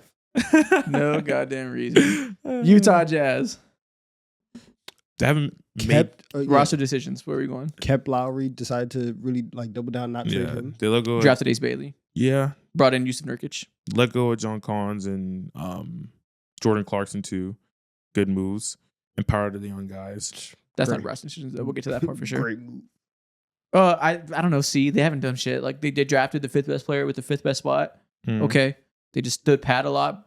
Like you said, sold off on some veteran players. Yeah. C, I guess. They just I mean, they did what they're supposed to do. yeah, so let's see. You're right. Yeah, we haven't wowed me, but you haven't been a disaster in 2025 from a roster perspective. Coaching, I think they're always well coached and Will Hardy. They just lose on purpose at the end of the year. Yeah, he's the clearest like good coach, just like terrible team. A lot of coaches in the league, like Gwen Snyder or I don't know. We talked about JJ Redick earlier. I feel like there's a lot of like really cool, innovative things that Will Hardy's doing right now to get the absolute most out of his players. Larry Markin having an all-star year a couple years ago, being like a legitimate. Everyone again similar to Trey Murphy, even more than Trey Murphy, identifies him as like, oh, he's a real player in this league who can give real issues. I give him a B, honestly. And they could have sold time like Markin, they didn't. And like they probably would have been better off with. They're going to be good when he's like 32. It's going to take a long time. I feel like higher than C, you got to do something really smart or something smart in a little bit. For What did they? coaching? Oh my bad. You're Yeah, I'm coaching. talking about coaching. I thought you were saying roster decisions. No. I was like, well, Unc is tweaking right now. no. Roster decisions, you're clicking, but yeah. My bad. So B. Yeah, B for coaching. Cool. I think he's a clear good coach. I agree. Player development. Keontae George turning into a great Hey. scorer. Hey, like the levels in which he's ascending. I mentioned earlier in the year, like, oh, like he's actually doing his thing right now. Mhm. 3-point shot is whatever. The rim finishing is crazy. The amount of times he's getting to the line, him just entirely like revamping his game, using all that quickness and burst and athleticism in like every precise moment of the court. I think this is an A. Yeah, he just keeps scoring well. He just keeps on scoring 30 points every night. Yeah, and at a certain point in time, we're gonna have another conversation. I think it's an A. Also, the 3-point shot, like it's legitimately like the last 20 games, Yeah, 42% from 3. Yeah, he's been Yeah. on fire. after a stinker start of the year. So And I it's an A. swear that shit started with him raining in like 8 threes on the Lakers that night. I Walker Kessler is having a good like 3 games to start the year, then he died. Yeah, I'm just nullifying that. So I mean, is it really just Keontae George the only thing here? I think so. Does I get the A? Is that fair? Does I get the A? What- Just Keontae George? There's not. He might win a MIP. He So I really think might. it should probably give them an A. Okay, I'm not against it, but Yeah. No, we didn't see anything from Isaiah Collier. He did start off the year hurt. The other Cody Williams. Bryce Sensabaugh is still good. Still doesn't play defense at all. Yeah. Still scores. Doesn't play lick of defense. I think if you get the MIP and he's made such a leap like this, you deserve an A. Okay, we'll give him something good to look forward to. Okay. Star performance, Larry Markkinen, fine. I don't know what to say to B, this. I guess, whatever. Vibes, C? fucking C. They're just the Yeah. Jazz. They've just been bad for a long time in a weird rebuild. Their vibes are irrelevant. Yeah. Next up, the Portland Trailblazers. Roster decisions. They brought in Damian Lillard. Nice. They brought in Drew Holiday. Good vibes. Good moves. Very good moves. The Damian Lillard thing didn't cost him anything. The Drew Holiday thing, he's been hurt for the whole fucking year, it feels like. But the brain, They got At rid least of Anthony Simons. yeah, the process to that, all those things, good. You're right. They did get rid of Anthony Simons. They did re-sign Denny, gave him a big bag. Who they draft this patch off? I can't remember right now off the top of my head. This team is Who so did they just draft? like, Why can't I remember who they drafted in 2025? this team is just so Who did they regular. draft? My mind is like I cannot remember. Hold on, I'm gonna look it up. Keep trying to think. Why can't I remember? Has he not played very much? I don't remember who Do they even did have they him? draft someone? They drafted Cedric Howard and traded him. Oh on yeah, draft and night. also Hansen Yang too. Yes, Hansen. That's Yeah. what it was. Yeah, it was Yeah, Hansen. yeah. Okay, that's why. 'Cause he doesn't play a lot. He's horrible right now. Okay. He's terrible. But Tripping. he's raw. He's raw. They re-signed Tumani Kamara. That contract is He's so raw. It's crazy. He's so raw. Stop saying that. He's bad. No, he's the definition of raw. Though. Like he needs a lot of refinement in this game. a lot. Of I don't even know. The roster just kind of stayed the same. I think I C. love specific words that I we know. use like to They to cut master. DeAndre Ayton. They didn't trade Rob Williams yet. I think it's C. Yeah, like they didn't do anything bad. They did all the right things. They did give Shaden Sharp that contract, and I know it's like hasn't really lived up to it. I guess so. Coaching. Your coach got handled by Coach the got feds. arrested. they did a sweep on your coach, man. Yeah. We're giving F. F for felon. They got him out of Your here. coach is in cuffs 2 weeks into the season. I'm giving you an F. He's in prison with Diddy, man. This is not going well. Just playing cards, having fun. It's having a good time. Tekashi 6ix9ine is telling stories when I'm in jail with them. Player development. Denny's taking the leap this year. That's been a huge development. Outside of that, there's nothing to talk about. Shaden Sharp has had some good scoring stretches this season after last year and start of this year when, man, he was mid. Mhm. I don't know if he's out of mid talks yet, but he's been having some more flashes than he was having before, I think, as a scorer at least. Scoot Henderson's been hurt, so he hasn't been able to develop. I don't think that's The worst part about talking about this because when I'm thinking about development, outside of like Tumani, who's been up and down, who's up last year, down this year. Yeah, we got to give him that credit though. He turned into elite defender last year in 2025, beginning of the year. Then he started. Then Yeah. he struggled heavily this year on that end, which is so Yeah. like weird to talk about. But Denny's ascension is interesting. B plus. Denny ascended to being he has 600,000 All-Star votes in the first vote count, which is crazy. That's a lot of votes. It is. Shout out to the popularity contest. yeah. But I don't know, B plus. There's B. Strictly behind Denny, him being an all-star. Okay, you got it. Yeah, B. And we'll see with the Scoot stuff how that develops through the rest of this year. But I think Yeah. B. It hasn't been a horrible job. Star performances. What stars? Denny, I guess. That's it. I'm not counting him. C. Incomplete. NA, they don't have any stars. Yeah, X, they don't have any stars. Okay. Vibes.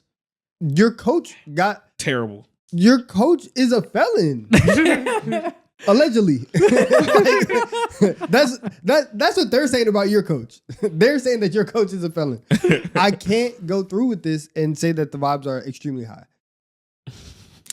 Yeah, the vibe. Also because even just like with It's really just Denny's the vibes. yeah, because even like aside from Chauncey, which is obviously it's a big aside, but like you were supposed to take a leap forward, and obviously like you haven't had everybody on your team, but you haven't necessarily done that. You just are like an NBA team, and Yeah. so now it's like it's slightly disappointing. Not everybody has taken the big leap.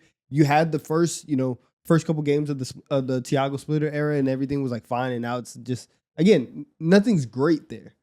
So I think underperforming basketball team, alleged felon coach, D. Yeah, it's tough because their vibes are bad because they're such a bad offensive team still, but it's because of injuries and because they've had no point guards. Like that really is the whole story. But that's making the vibes bad. Like they can't stomach the injuries they've been dealing with. And it's not something I think we like blame them for forever. Like it's not like they're not the most disappointing team in the league because of injuries. But vibes don't have to have any context. Vibes are just vibes. Yeah. Your vibes stink. Okay. 10 spot, yeah, 14, 20 right now. Yeah, it's a nice little D. All right. OKC Thunder. Pause. Roster decisions in 2025. They drafted Thomas Sorber, proceeds to tear his ACL. Outside of that, they didn't do anything roster-wise because they didn't need to. Yeah. So I think this belongs to be an A. Like they could have made an ace decision, I guess. Yeah, but I'll go A because you signed Chet and you Jada. extended them, yeah. You signed both of them to extensions, and you didn't have to give them like the crazy like accelerators in both of their deals. Is it crazy Glaze to give them A, though, when they didn't do anything? Like, they don't need to. So, like, not to say it's bad, but, like, they didn't do anything. For max deals, you got team friendly max deals. Fucking, I guess. Quote in the loosest way. I don't know. I do like Thomas Sorber. He's a great fit for the team, and they're preparing for the eventual Isaiah Hartenstein departure. So they're getting ahead of it. It's a championship team. Like, what else? What other decisions do they have to make? You know, I don't know. I think it just I feels think like they didn't do it's- shit. So why were you giving them an A? But like over the they course didn't of the need to, year, I mean, over the course of the year, they did. Well, I guess when did they trade for? though. No, that was Alex 2024. Caruso. That was all 2024. They did nothing at the deadline, and people were kind of like, "Why aren't you going all in?" They proved that they stood pat and proved it was the right decision. They won a championship, but I don't know if that necessitates an A necessarily. Did they do anything actively bad? No, I'm not saying it's an F or anything, but They're a championship I'll team, go so A. we can give Yeah, them I'll an go A. A. Right? okay, Yeah. okay. We're just not ducking the Glaze allegations. Is what I'm saying. I mean, Coaching, I'm sorry. They're coming off of one of the most successful single seasons Give in them an NBA A. history. Yeah. coaching. Mark Dagnall is one of the most brilliant defensive coaches alive. Inept offensively at times. B. I don't. Defensively, he's constructed an incredible No. game plan that has allowed them to strangle teams I win a don't know. championship. Offensively, he says, Shea, go kill him. And you know I what? don't like how he's been not abusing. I feel like there's so much more you can get out of Chet, and I feel like when it comes to coaching, that's solely on him. And he had some bad moments in the playoffs, too. Chet did. Not You're- Chet. Oh, Mark Mark Dagnall. Dagnall. Yes, absolutely. He right. was getting Both of done them up by did, Rick yeah. Carlisle in the playoffs. I think he gets a B. Okay, that's fair. Yeah, I mean, they did win a championship, so it's not going to be a bad grade, but Mhm. he had some blemishes in that run, made it a little more difficult than it had to be. Okay. He was playing AJ Mitchell, forcing those minutes. Oh, yeah, So before whatever. that was Yeah, funny. that was everyone was like, "What the fuck are you doing, dude? You're tweaking, man." We get it now, but yeah. Player you're tripping. developments. AJ Mitchell became really, really good this season. Yeah. Chet got He better. empowered him from the start. Yeah, Chet got better too. J-Dub got better, became a defensive mastermind last year. The MVP of last year just got better. Case and Wallace got better. They won a championship off of young players. Of course they get an A. Of course they yeah, get an that A. was the youngest NBA team to win every championship. Of course So they it's get an A. Star performance. Shea became one of the two best players in the world. A. A. Cool. Like, what else are you going to do? Vibes. Vibes. Hey. A. Unless you're playing the Spurs, it's an A. Yeah. Real simple. Everybody gets an A except for Mark Dagnall gets a B. That feels very appropriate. That's funny. Timberwolves. Mm. Roster decisions. Uh-oh. What did they do this year? They roster let go decision-wise? of Nickel. Oh, they decided to choose Nas Reed over Nickel Alexander Walker. Yes. They Interesting decision, but we can understand it. drafted a project center that won't be relevant anytime soon. Mm-hmm. Not a bad move, though. Cool. For a late first round pick. It's really just losing Nickel Alexander Walker. That's kind of all they did this year. Yeah, they stood packed and they relied on in-team development and Rob Dillingham and also Terry Shannon Jr. Sounds like a none of D. that shit happened. So you can give him a D. Sounds like a D. They didn't do a anything. damn thing but get worse. Yeah. They're just dependent on A. That's it, bro. And it's like an understandable thing. You had to lose one of them. It's the perils of the second apron. You know, it's not like Yeah. we're going to call for the GM to be fired, but just great in 2025. Yeah. Mhm. You didn't do jack shit. Coaching. See? C. C or B minus. Chris, yeah, Chris Finch is he fine. just beat her. Chris Finch is fine. He is a flawed coach that doesn't adjust well enough, but they're good with under him all the time for a reason. He's not a bad coach. Player development. I guess And just his the taking anthem. leaps.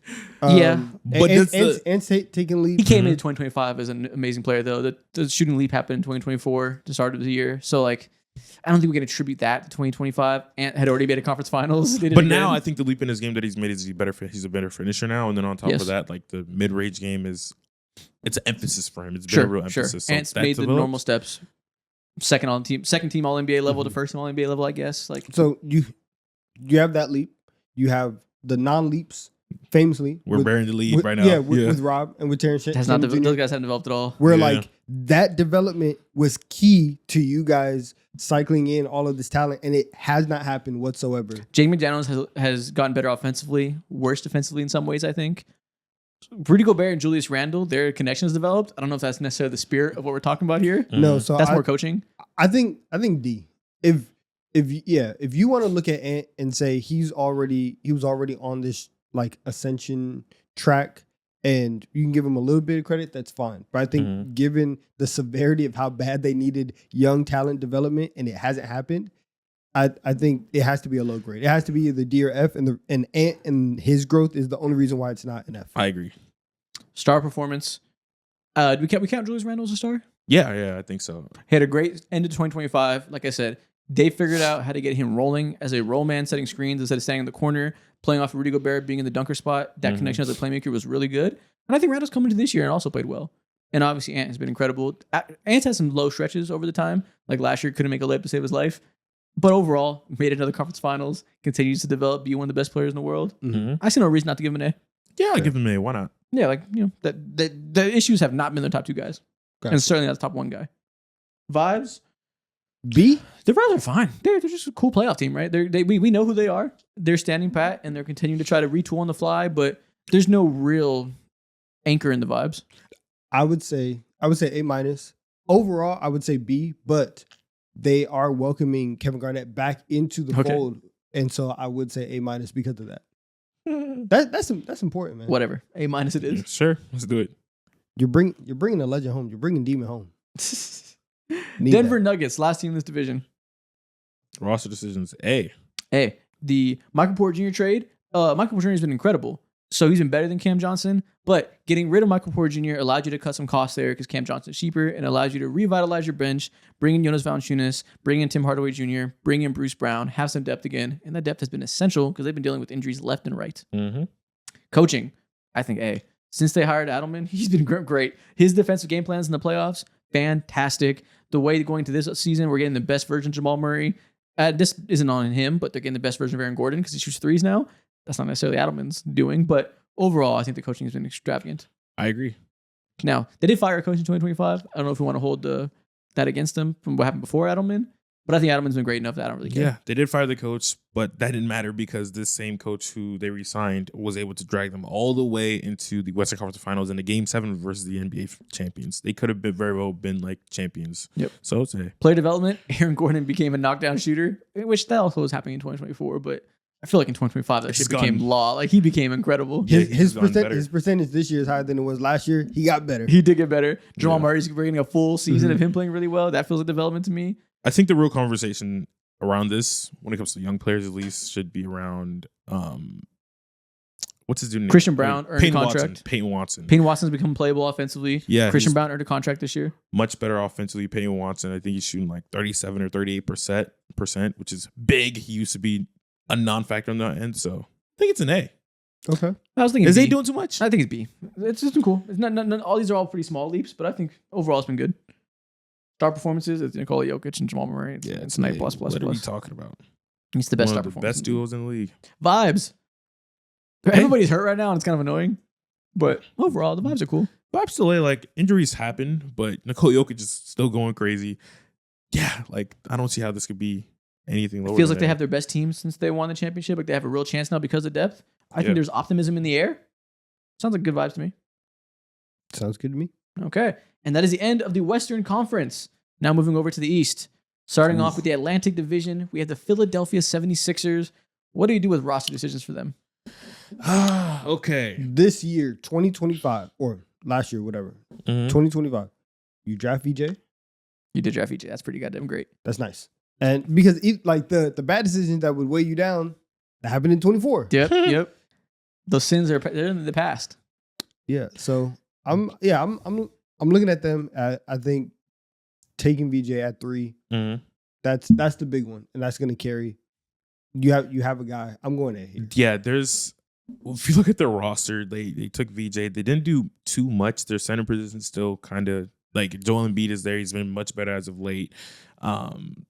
They took VJ. They could have traded that pick. There was conversations about that, whether or not they were real or not. Like they didn't do it. So great move. I think I didn't want to give them a C or B. Really C. They didn't do too much to really blow my mind at all. I mean, they drafted VJ.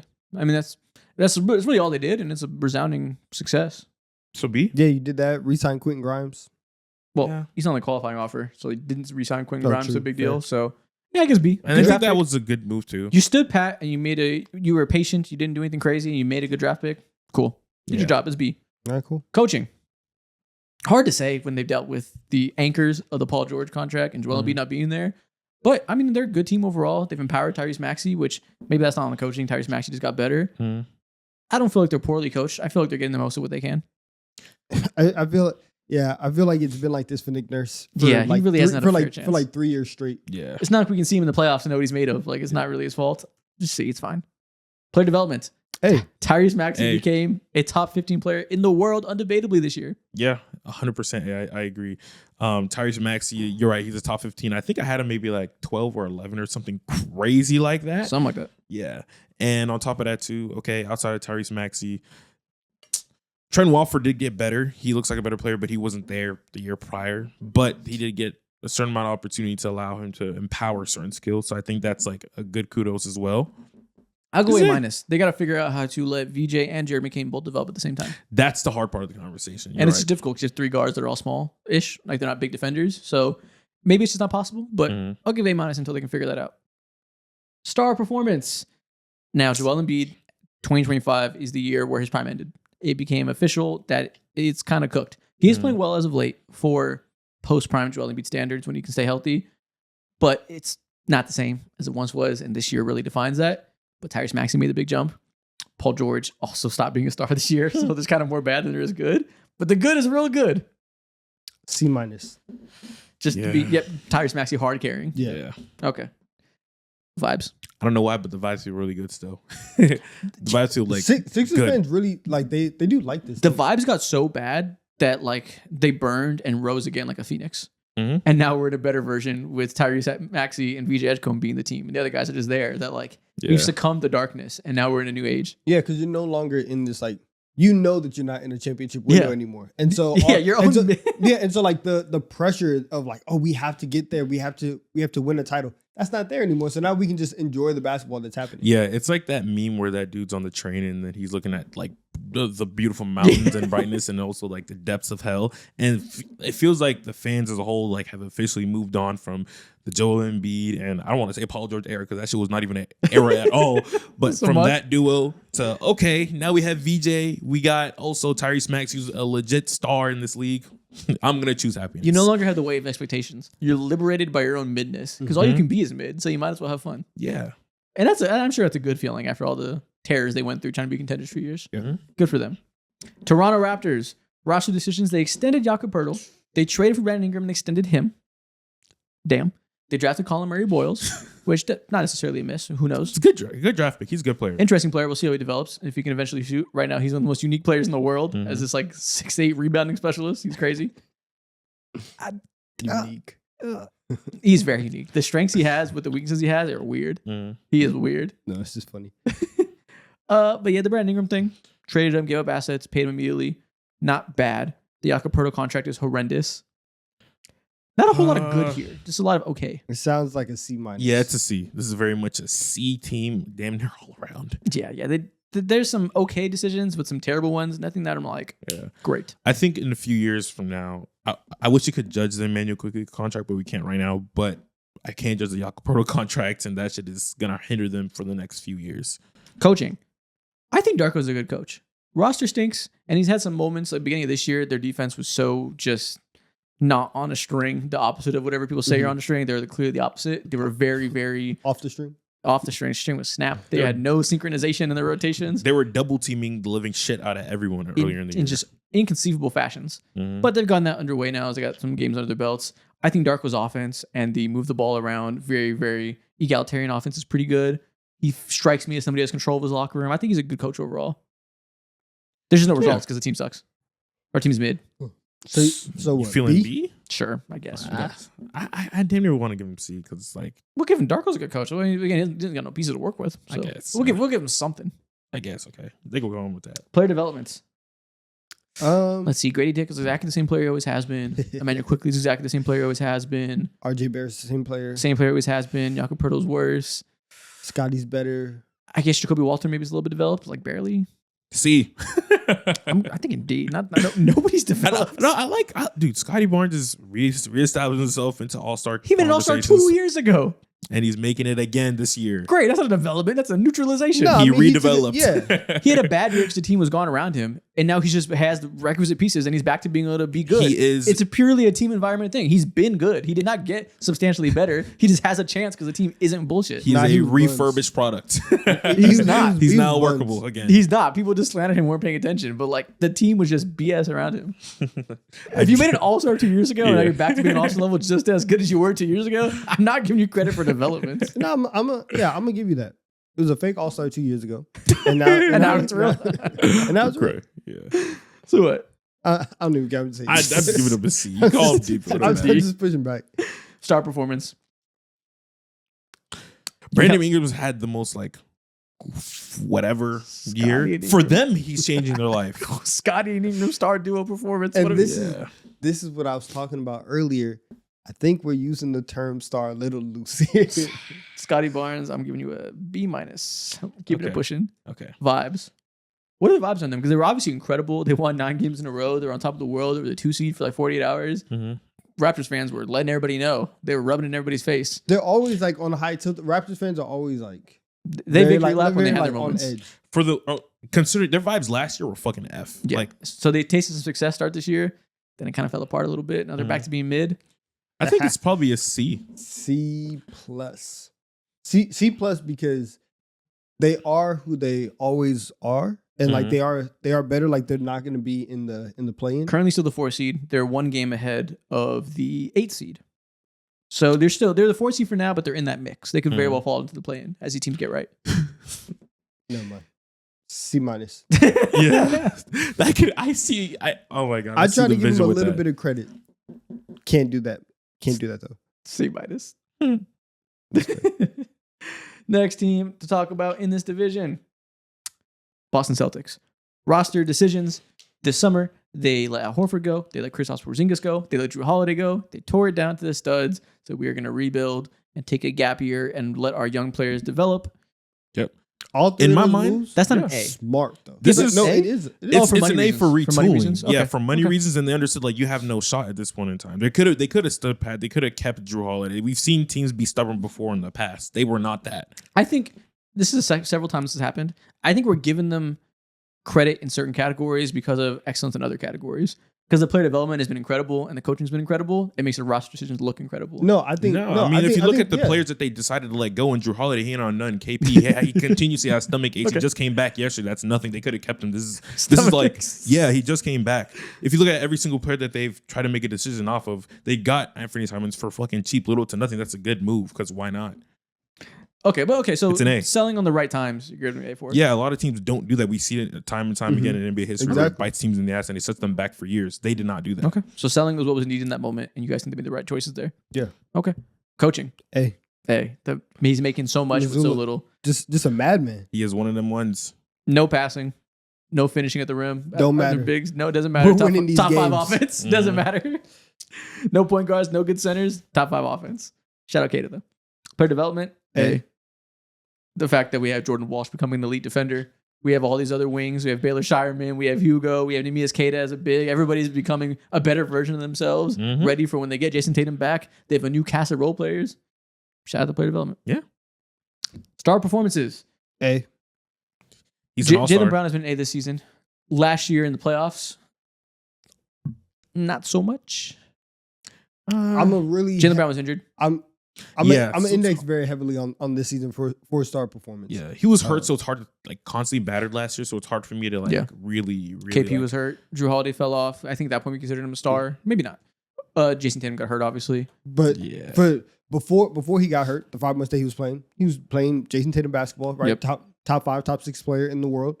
So you have that, and then now in this season, you have Jaylen Brown playing at the level that he's playing at. For 11 out of in the months in which basketball is being played, you've had a player playing at like a top level. I Yeah. think that they should have A. I think it's Okay. an Vibes. A. Even with the Jason Tatum Achilles injury? They are the 3 seed. Okay. They are the 3 seed, and they are telling themselves that Jason Tatum is going to come back and play basketball this year in 2026. Yeah, I just think for vibes that we should acknowledge that Jason Tatum had a career-threatening They injury. were so down, and then they were like, "Hey, we're so back. We're so Okay. up." And they see him like a part of the reason why this is an A2 is because he's you're right, like he's threatening to come back. Threatening to come back is hilarious.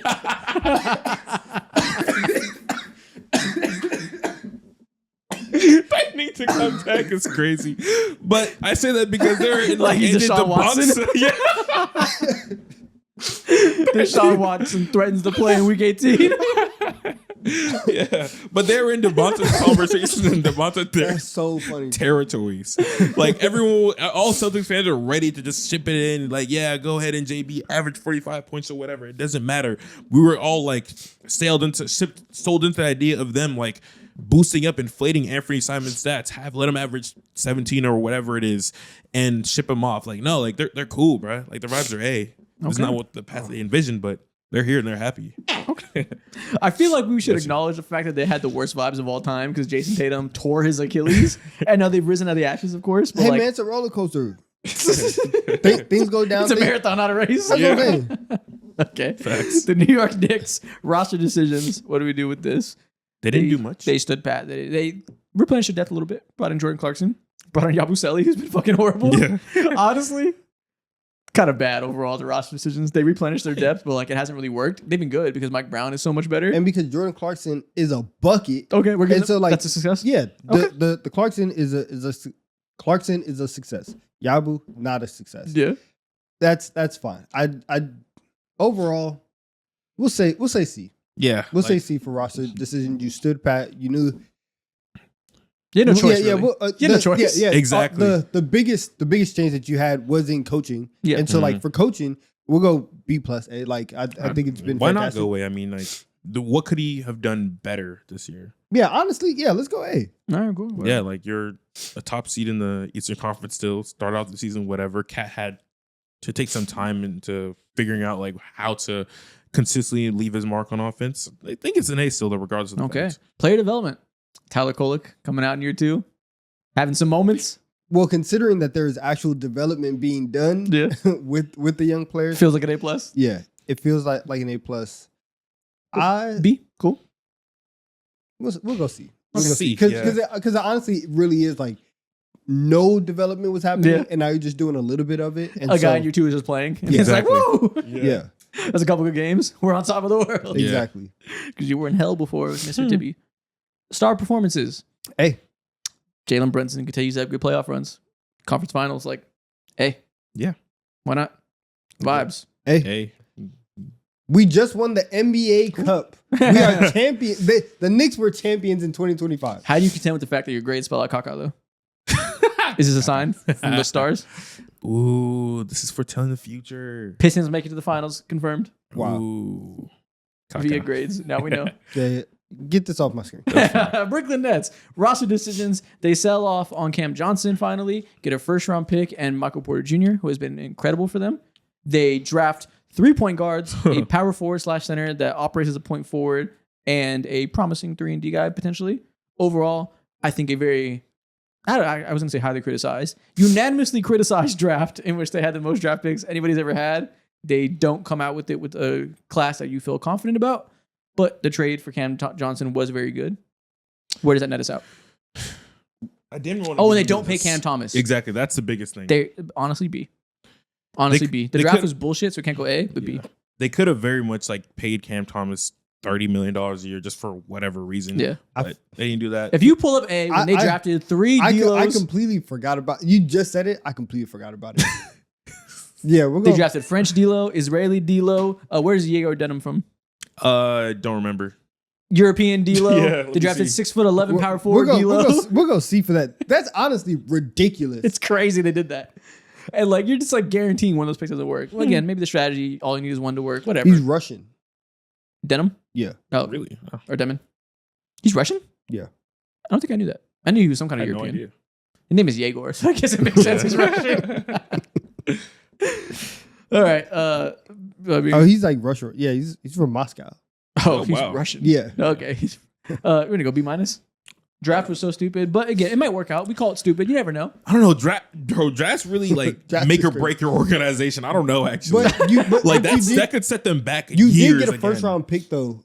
You got MPJ and a first round Yeah, pick. that's a great trade. And then for MPJ to be playing at the level that he's playing, that's awesome. And to not pay Cam Thomas is huge. I think this draft, we could see the ramifications of the draft setting this organization back for years upon years. You're right. I just try not rather to get than too. MPJ being good. I try not to get too over indexing on our opinion on the draft because like all it takes is Yegor Demon starting to hit 40% of his threes, and all of a sudden, one of these point guards hit. Nolan Traore is a good 6-man. Like Yes, you're right, but we just don't know. I'm judging the Three- process behind that. That's the issue. They got a lot of bites of the 3 apple. point guards. All right, fuck it. See, Like the decision behind it. You're right. Whatever the outcome is the outcome that's similar That's insane. to the Derek Queen stuff, bro. What's going on? Traore and Seraph is just so crazy. Come on, man. Come on, man. All have the same weaknesses, Danny same strengths. What are we doing? We got Danny Wolf in the corner throwing up fucking 40-put shot put post moves. Coaching, I think Jordi Fernandez is an incredible coach. They're a great defense with non-great personnel. Hey, Yes. Jordi Fernandez is that guy. Mhm. Once they get some good players, he is him. Last 10 games, best defense in the NBA. That's Crazy. ridiculous. Insane. They have no business doing that. There's zero business doing that. It's crazy. Mhm. Jordi Fernandez is one of the best coaches in the league, it seems. Yeah. Player development. Man, they developed the shit out of Michael Porter Jr. Let him cook. He's never moved like this a day in his life. I mean, what is he doing different? He's just shooting more. That's it. I think Jordi Fernandez is doing a good job of getting him in the right scenarios, running off his screens, the right type of touches. They're not letting him just like pound the rock and do pick and roll. They're doing a very good job of utilizing him off ball like they do Larry Markkinen. I think that is tangible. Outside of that, I don't know. Claxton's been Nick Claxton for a while. He's been better. He actually Sure. like made a mid-season development in his playmaking, which is Yeah, very sure. cool. But to me, this nuts out as like a It's the beginning of C rebuild, so plus it's hard to maybe say. B. Yeah, exactly. They have nothing to show for it. So Cam we give Thomas him- hasn't developed. he's been the same guy since day one. Yeah, So we give him C. sure. Star performances. They have 0 stars. We're going to go with X. Unless, fucking Michael Porter Jr., you're a no, star. no, stop this. Stop this. He did that. Stop this, please.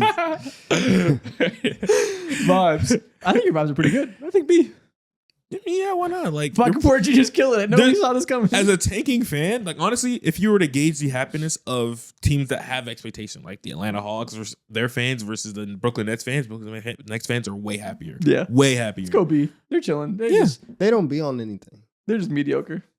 They just know They got a game plan. it. No, they don't. Just gotta let it develop. And that's the end of the Atlantic Division. Moving on to the next Eastern Conference Division, we have Central. And we're going to start off with the Milwaukee Bucks. Roster decisions. They cut Damian Lillard. They fired Damian Lillard post Achilles injury, waive and stretch his contract, bring in Miles Turner with that same move as a sign and trade. Honestly, And that's about it. I understand like why, like the wave and stretch part of it is kind of tough because you're paying Miles Turner. You're essentially paying Miles Turner like more, Yeah. but Mhm. you had to do what you had to do. If you are trying to keep Giannis and Dame and his Achilles is no longer going to be there for this next year, hey man, I'm sorry, but all of our focus is on Giannis. We have to field the most competent roster we can right now. I don't hate it as much right now as I did in the moment. I'll give them like a B for that. Nah, B is too high for me. Why? Why the fuck would it be a B? Hell no. Yeah, they don't. I mean, you deserve can a understand it. You can understand they're dealt with a tough card. They are one of the most, like, especially this offseason, they were the most desperate team in the NBA. No, okay, we and they understand. moving. They do have to be great on the curve because you are moving No. out of. Mm. You are moving in the most desperate form. We can possible. understand the desperation and not say it's asinine. We don't got to pretend it was good. We don't got to That's why I'm pretend not the giving roster- them an A, but like you have to go out and get something. Yeah. And like, Their go out and get something was going out and trading for Kyle Kuzma. I think that happened in 2025, so that counts No, it too. It did, yeah. are you sure? Yes, Okay. it happened in 2025. Okay. February 2025. Oh, So great. yes, it So was this even year. worse. Exactly. So they didn't do much at all. So that was their something. Yeah, they get a D. Miles Turner is not that good. He's shooting 42% from the field this year, and we know like he's a jump shooting center, but still, come on now. They didn't do a good job. They couldn't have done a good job. We Yeah. understand they're in a bad spot. I'm not going to pretend they did a good job with it. It was Yeah. it was going to be bad no matter what. It's negative player development. Coaching is Doc Rivers. You're getting a C, and I'm never going to change my mind. Player development, Ryan Rollins looking really good this year. That is carrying hard. Ryan Rollins single-handed. Okay, they did develop KPJ somewhat. He's a useful player now. He was fucking horrible before he got to the Bucks. He's been fine in these stretches. He brings some offensive value. Can't defend a lick, but he shoots well and scores a little bit. And Ryan Rollins became extremely good for role player. You needed Ryan Rollins to develop, and you needed somebody to be good, and they found somebody to be good. I'll go B for The that. idea of getting rid of Damian Lillard was we can recreate him in the aggregate with these two guys. That has succeeded. Now the So- roster still fucking sucks outside of that, but that did succeed because That's these in guys, roster decisions. AJ Green is good. He is a usable player. right? He's been developing. So I guess B's okay. B, yeah, I still don't like that, but it's fine because It's there's okay. like 7 pumpkins around him, but those guys are developed. yeah, okay. Star performances, Giannis. Of course, you can get an A. Mm-hmm. He's Giannis. Yeah. Vibes F. Oh, F, terrible. F. Yes. Triple F. Yes. The vibes are horrible. Even if Giannis doesn't get traded, their fans are so worked up about defending him from not getting traded that their vibes are terrible. Mhm. All they just see enemies everywhere they look. They Trying to just steal their star. bro. They should want Giannis to pull the gun already, bro. This is just. No, they shouldn't, because if Giannis requests a trade, you're gonna be bad for 25 years.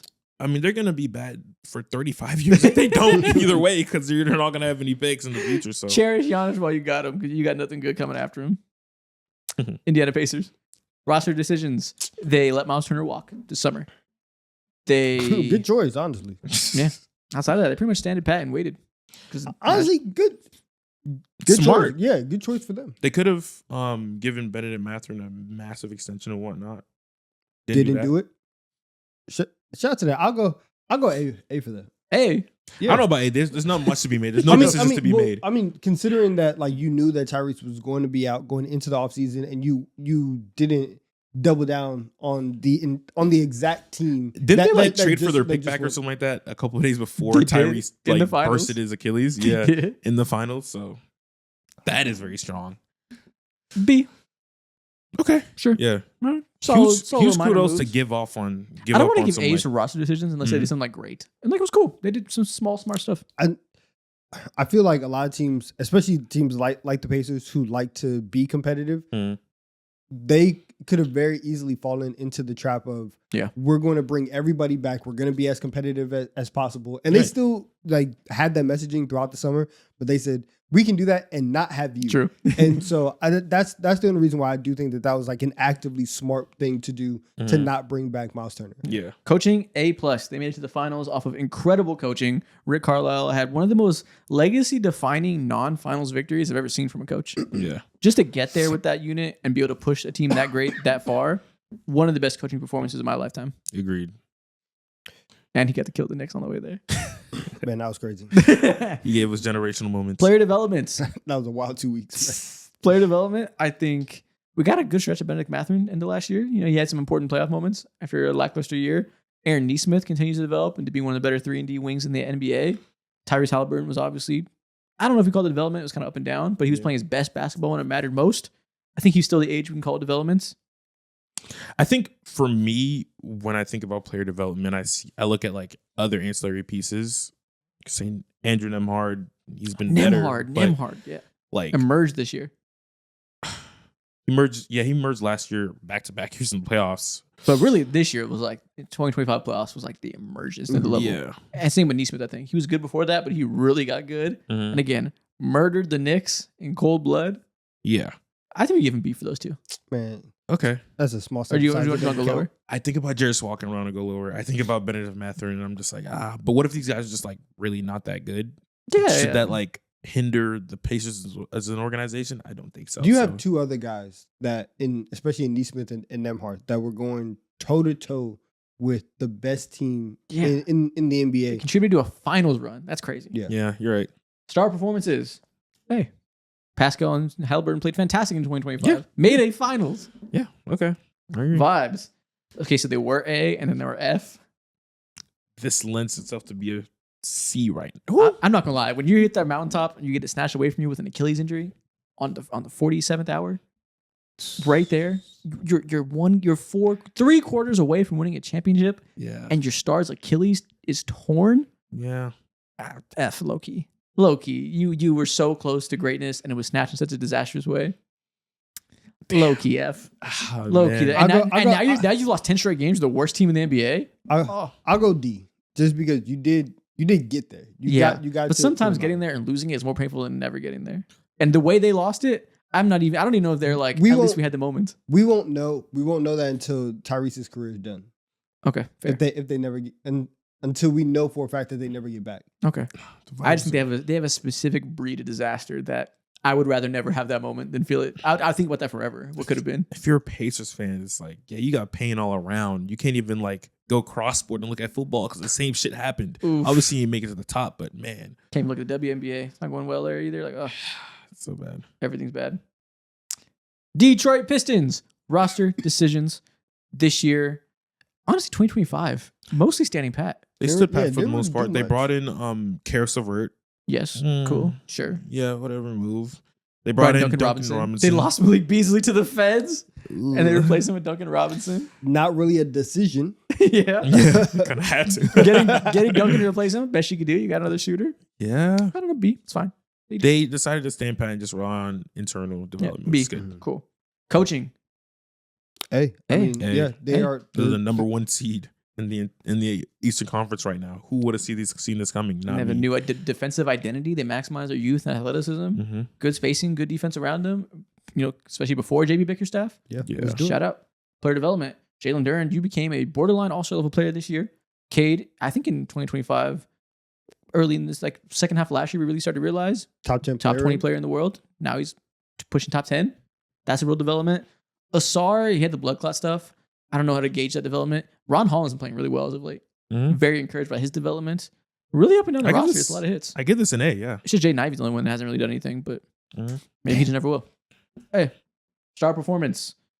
Playoffs didn't go well for Cade. Nobody wants to say that. Did not go well for Cade. He needed to take that ass whooping to get better from it and learn. And so did the team to see what type of disadvantages the rosters puts on him in Mhm. terms of lack of ball handling. So he did get mollywopped in the playoffs, but he's been great around that. So I'm not going to give him a bad grade. Yeah, and I also think everyone also kind of acknowledged it was his first time in the playoffs. Yeah. So it's fine. Yeah. I think he might get a little bit too much of a pass, but I don't think people acknowledge it enough, especially as it relates to what they Word? need to do for the roster to make sure he doesn't go through with that. Mm. Because I think it's just clear that he needs another scorer next to him, not have that much defensive attention. And I feel like Cade is such good PR that kind of got swept under the rug a little bit. Because I think there should be more conversation that they need to make a trade for a really good ball handler next to him, and I feel like that's been kind of ignored because he was given that pass. Mhm. This is not about the grade. This is a different conversation. Yeah, for sure. Star performance, you still want to go away? Yeah, I Cool. think Cade for a majority of the year has been awesome, and we in that conversation is the line of Cade is overtaxed. Yeah. And so he's doing so much more than he reasonably should be asked to do. Mhm. So I'll go A. And then for vibes, the Pistons are back. A. What? Yeah. Hey, they're back and they're violent. They're the bad boys again. It's Mhm. great. They're easily A. Wow. All A's, but a B for roster decisions because of you stood still. Yeah, they're a young team. What a great year. Chicago Bulls roster decisions. You pay Josh Giddey.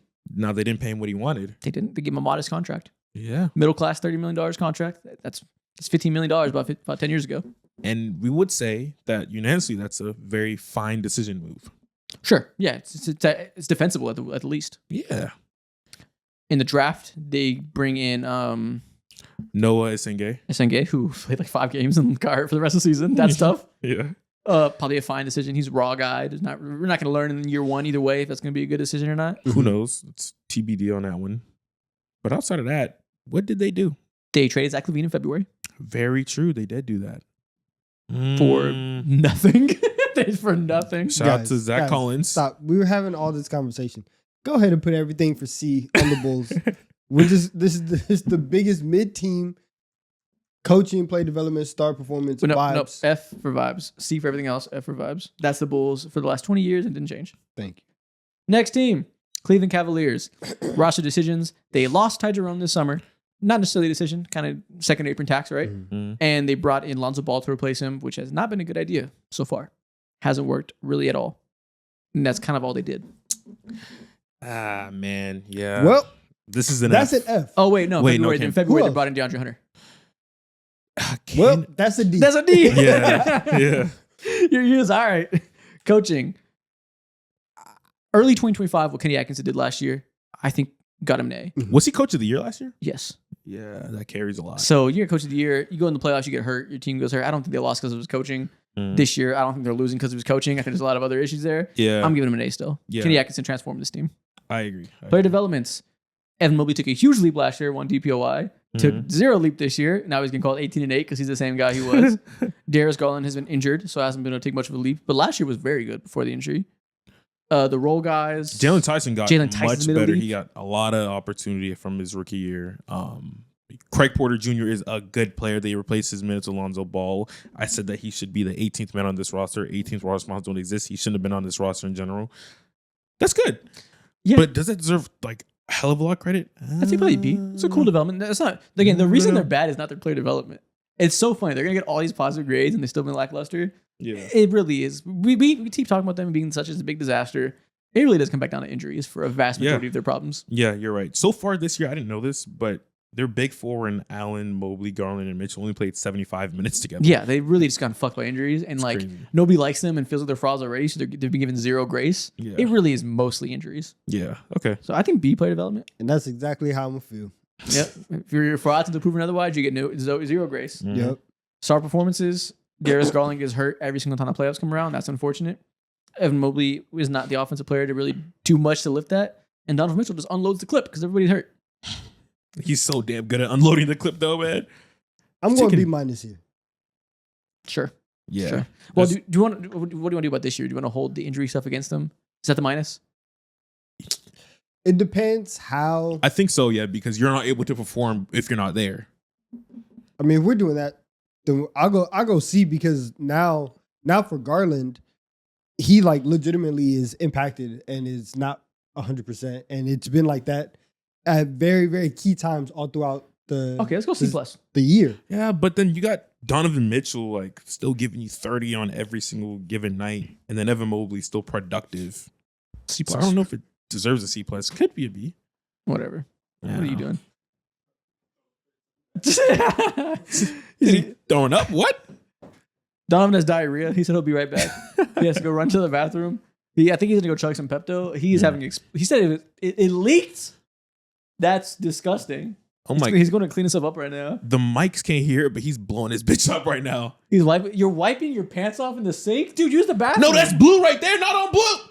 Oh my He's god! getting diarrhea all over my counters. Yeah, I think leave the pants out to dry. you're despicable. I gotta stop this. Yo, it smells crazy in here, man. Yo, you stink. Yo, he just tooted and like a bunch of justice dispersed from his He's not a ass, Charlie bro. Brown character walking with a cloud around. Y'all gotta him. stop this nonsense.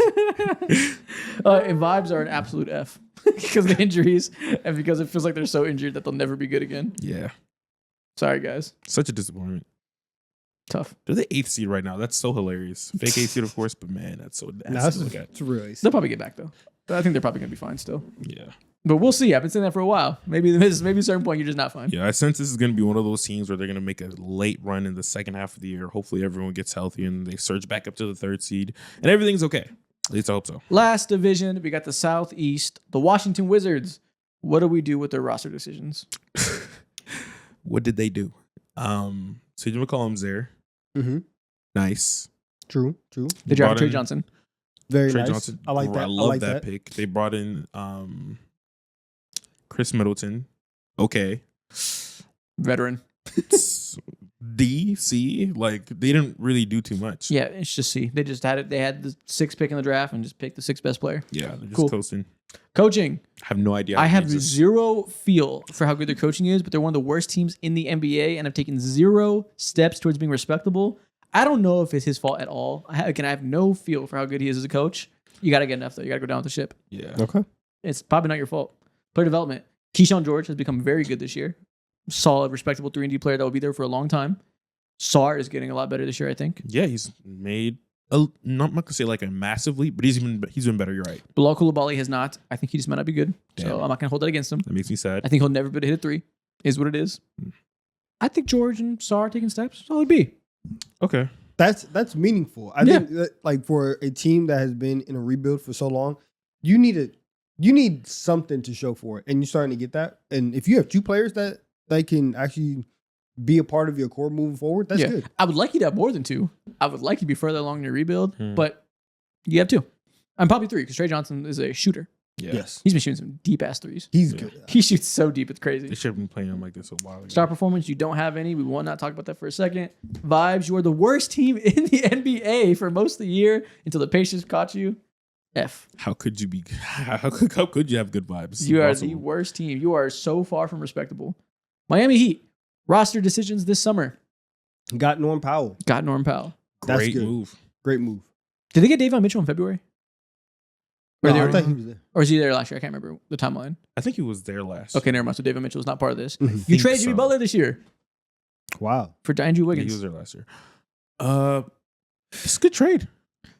He forced your hand. He eliminated his value on purpose. So it's a fine trade. You did what you could. Yeah, you could have done worse. You didn't want to trade him. He made you.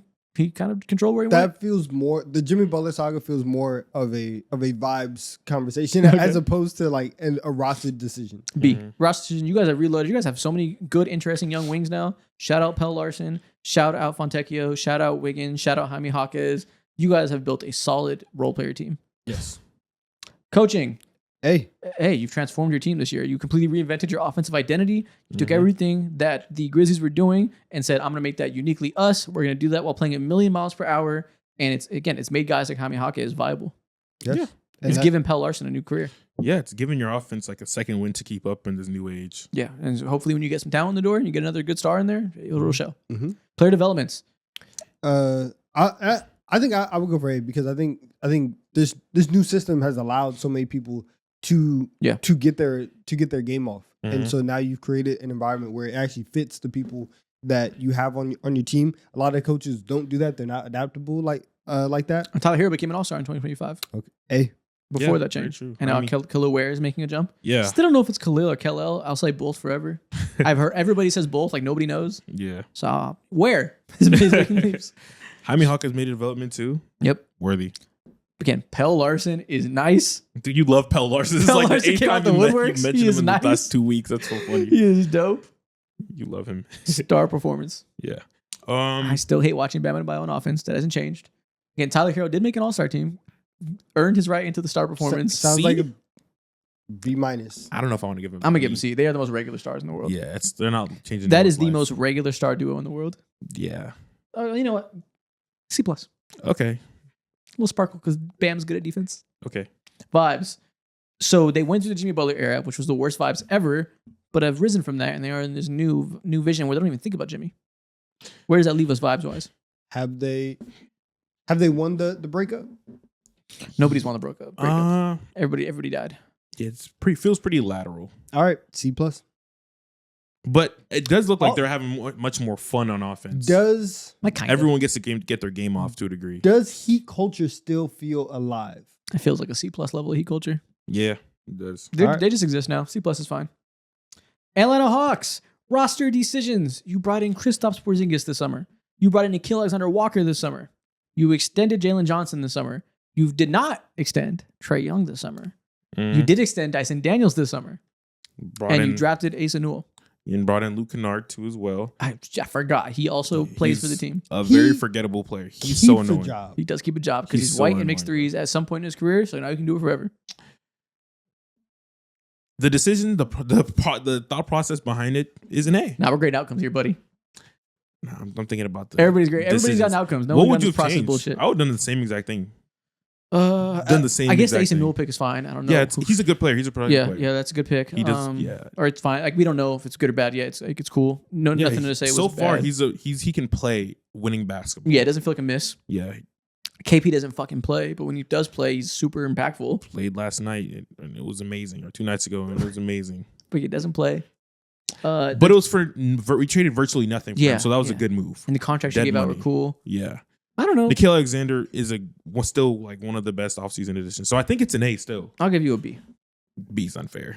B is unfair, bro. We didn't. If we would have extended trade too on top of this, that ruins this. Yeah. In my mind, like we're a C because you just handicapped your You want organization. to give him But a? we're playing it smart. Dude, I don't It's want to smart. talk about this. Yeah, I don't care. It's smart. It's Take an your A. fucking A. That makes you feel better about your season. I'm taking my. I'm going Coaching, home. you get a C. Quinn Snyder is fine. No, fuck that. F. Quinn Snyder no, is fine. F. He hasn't done nothing to change the He's team at so all. average. Dude, one of the things that he talked about in his interview coming into the year, he mentioned how, see, when it comes to, this is before he played his first or coach's first game. He was like, I know his team tends to overhelp and whatnot. We still do the same exact shit. He sees our issues, makes it worse, bro. He sees that we're bleeding. He's like, wait a minute, I got something for you. Brings out a fucking dagger, starts stabbing us even more. He doesn't do anything to help us at all.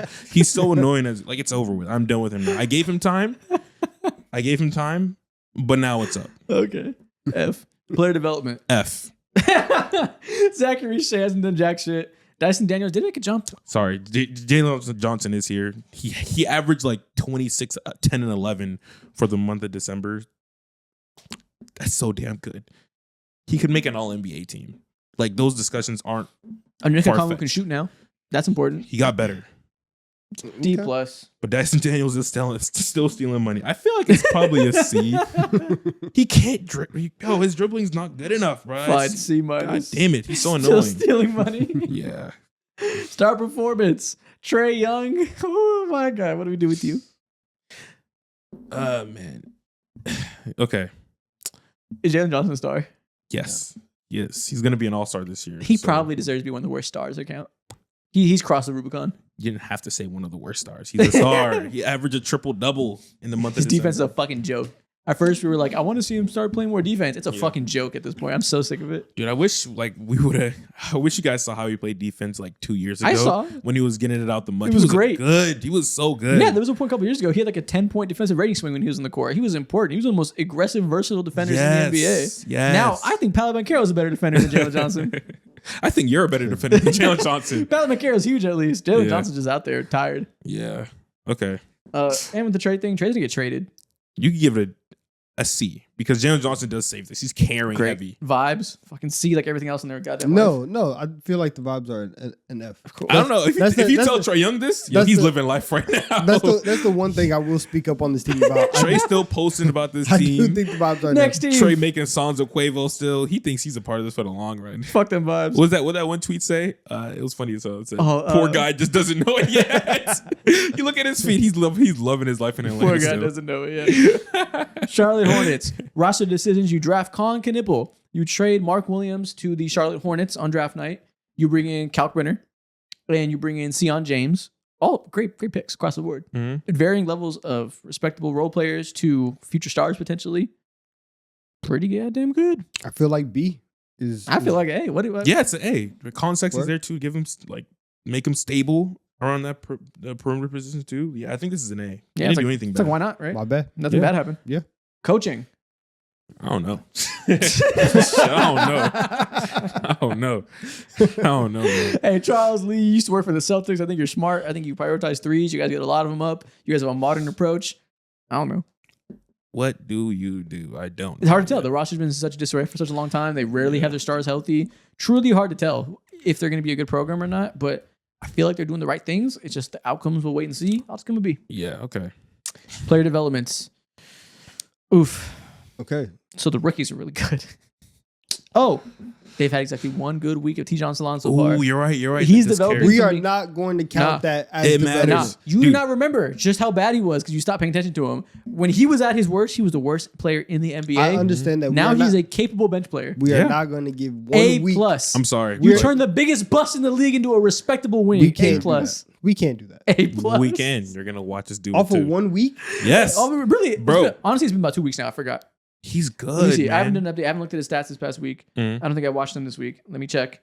off He's of 2 good. weeks. He's good, man. Last 2 games, Things 3 are- for 5 from the field, 17 Time out. minutes. Not too bad. Time out. 1 for 4 from the field. He- The guy before that. We're talking about player development for the year of 2025. And he just looked at us and said, last 2 games.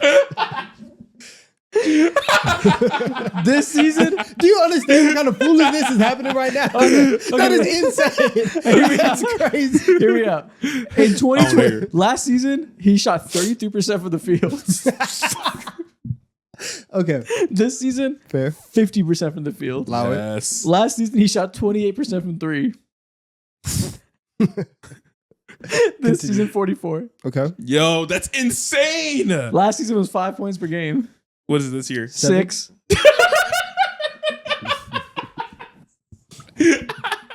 You guys are dumb as hell. No, we can't do that. Hey, Fuzz, man. We can't do We that. grade on the curve for them, man. This is the Hornets we're talking about You right now. can't, we can't do this. We have to grade them on the This curve. is dishonest. No, No, I we will say have he to actually be. is like he actually is developing. He actually is solid now. Like he'll 6 keep going. He points. actually is a playable like solid big wing I, now. I understand. Where I does that just, bring like, them, though? for player development and like using him as an actual like piece. I don't. No, but I saw the numbers. For a majority of the year though. Sure, I sure. do But think, but like, in year 2, he really is like an actual development story.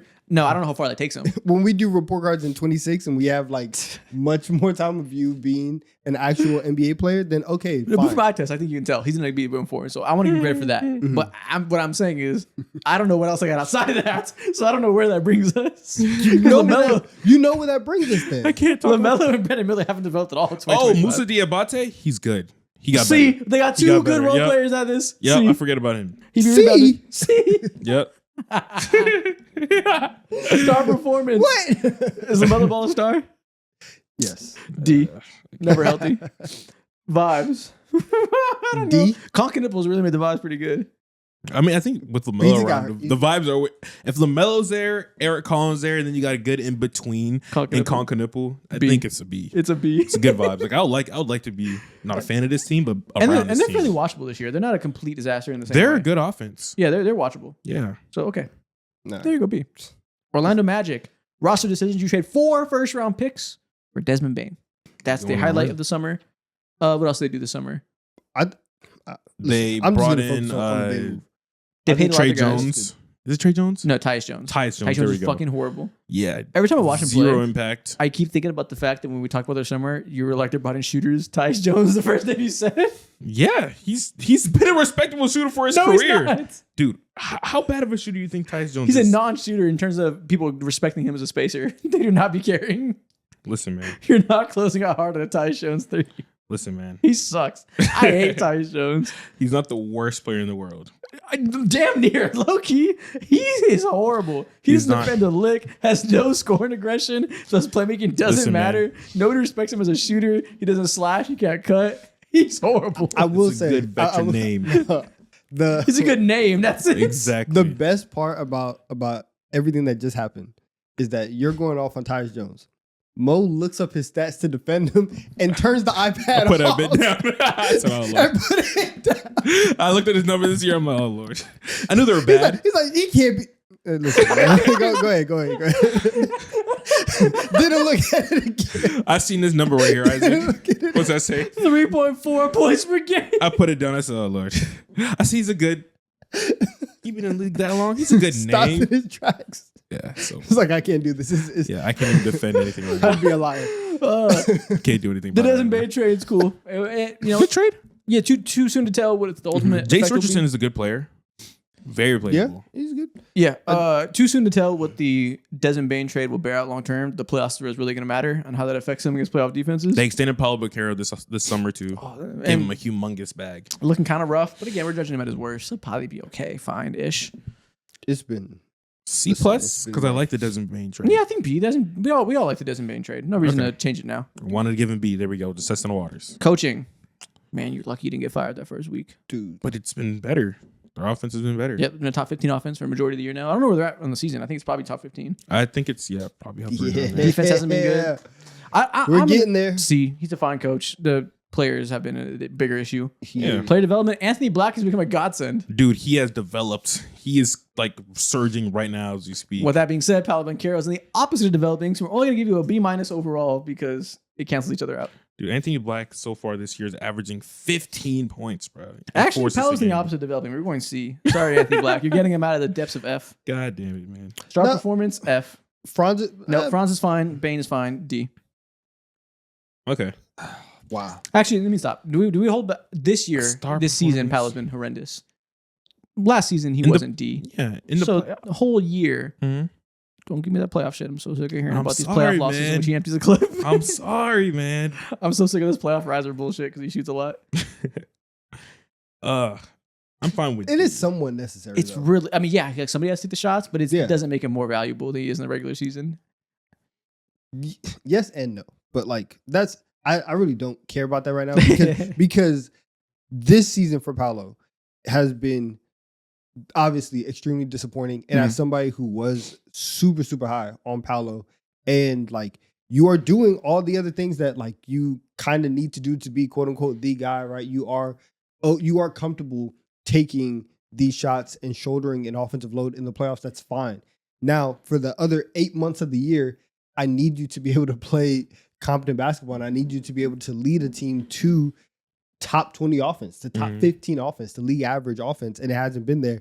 And this year, we've had conversations that should not be had for a guy that went number 1 overall. And we've had conversations about, hey, should he low-key be traded? Should they think about moving on? Like if you have him and Franz, has Franz already lapped him? And I like, yes, he has been shooting poorly, but also these are like the ways in which he is getting to those poor shots is something that has been an issue the entire time. Yeah. And I feel like the 2025 was a year of aesthetic for Paolo Banchero, where it wasn't even about the numbers. It is when we watch you, you are not playing the right way. You are not playing You are not playing smart basketball. You're not playing quick or decisive basketball. And once we can fix that, then we can actually start to worry about, are the shots going in? That's a 26 problem. I need you to be better in that aspect of basketball. So it just hasn't been great throughout the entire year. So D's fine. Okay.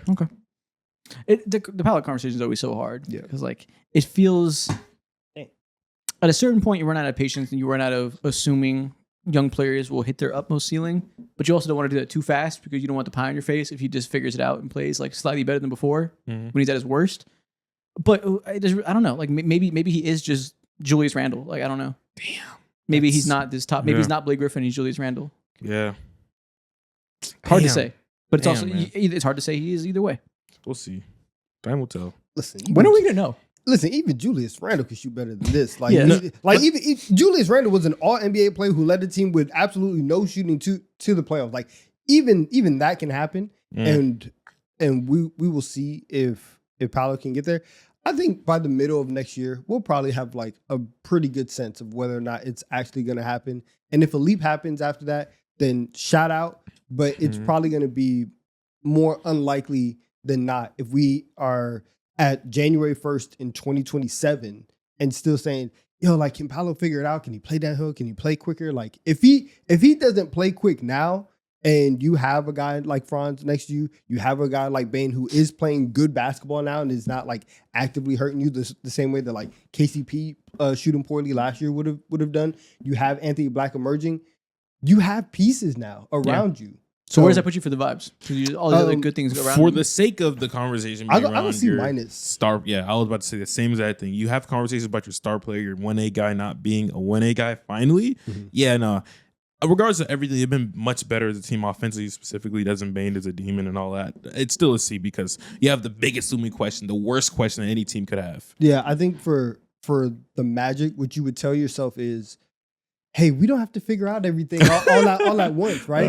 Let us worry about the offense now, and then as we get better and better and more comfortable with Desmond Bane, then we can actually work on being a top 10 offense and worry about the overall fit, like one step at a time. So there is still good to come out of this season, and they are, playing better right now. But I say C minus. Okay. And that is our last team. It's only fitting we grade one of the most controversial teams in the NBA to finish it out. That is our report card for every single team. Donovan, what time is it? Me? Mm-hmm. There's no point. I think that means shut my bitch up. You think about that. I think about the Drewski stuff. Like, Oh yeah. It's TikTok time. Oh, the first one of 2026. Let's make this one Let's lock legendary. welcome to TikTok time.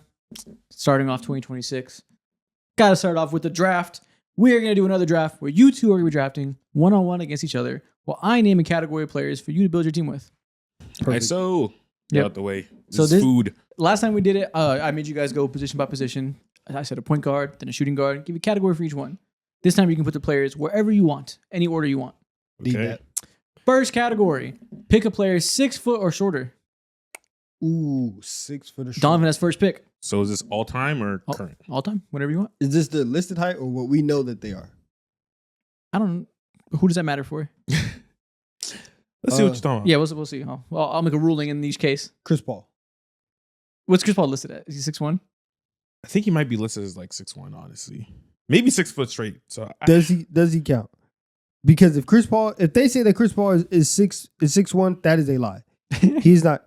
He's I not. don't know that. if it's a lie, is it? He's listed at 6 feet. I'm taking Chris Is he? Paul. Okay, I'm Chris taking Paul. Chris Paul. That's my point guard. Okay, fair enough. okay. Mo, where are you going? Who is your small man? Allen Iverson. Is he listed 6 foot? I think he No, should he be was listed as like He was bare not 6 listed foot. at 6 feet. I don't think he is 6 foot. I think he's taller. No. Yeah, Allen Iverson's taller, I think. No. You Are can you double check serious? that. I'm pretty sure. Double check, yeah. No, he was listed at 6 feet. Okay, Allen me a- Iverson. Look Put at him that. at. What are you gonna put him at? My one. Okay. Comfortably. Yeah. Put him at my one. Okay. I could have swore they had him at like 6'2". That's crazy. 6'2" would be nuts. I thought it was 6'1". Okay, both fair. Okay. Good interpretations of the rule. 1 inch. No, I mean, I don't think a lot of players don't get listed at 6'1" or 6 flat. That happens a lot, guys. Are 6'1". Mhm. Okay, Corey Joseph, 6'1". All right. Next up, category 2, a player 6 feet or shorter. 6 feet or shorter. Don't. Again, fuck. Give me Isaiah Thomas, Mm. the old one, Detroit's one. I think he's definitely 6 Okay, foot. I'll keep checking. He's definitely 6 foot. I Thank you. I have the most doubt about him. I put on everything. He's 6 foot. I don't believe you. I was in the elevator with him during All-Star Weekend like 2 years ago. I was taller. He's than getting him. older, so he is So shrinking. exactly, and I know like Don't tell me. bro, that's a fucking It laugh. says 6'1". Yeah, let me check At basketball his reference. playing days, It he was says 6'1". 6'1". Let me check basketball reference too. 6'1". Isaiah Thomas is listed at 6'1" on basketball reference. What the fuck are we talking? Sorry, man. Pick another one. That's such cat. Okay, whatever. 6 foot players. Pick the other one. The other one is there. But what type of defense am I playing right now? Allen Iverson and Isaiah Thomas. He's a fucking bucket, man. Trey's listed as, I already know Trey's listed at like 6'2" or some fuck shit like that. I know that's such cap. Please. I guess give me the other Isaiah Thomas. Okay, you get small IT. Unlimited buckets. Iverson and IT. Lovely start. As my sixth man, give me Nate Robinson. Ooh, it's 6-man. Okay. Okay, nice. Nice. Next up, pick a player 6 foot or shorter. 6 foot. Or shorter. This is hilarious. Stop doing this to me. Donovan, where are we going? Give me Spud Webb at my 3. At your 3? At my 3. Not your Wow. shooting guard? At my 3. Why?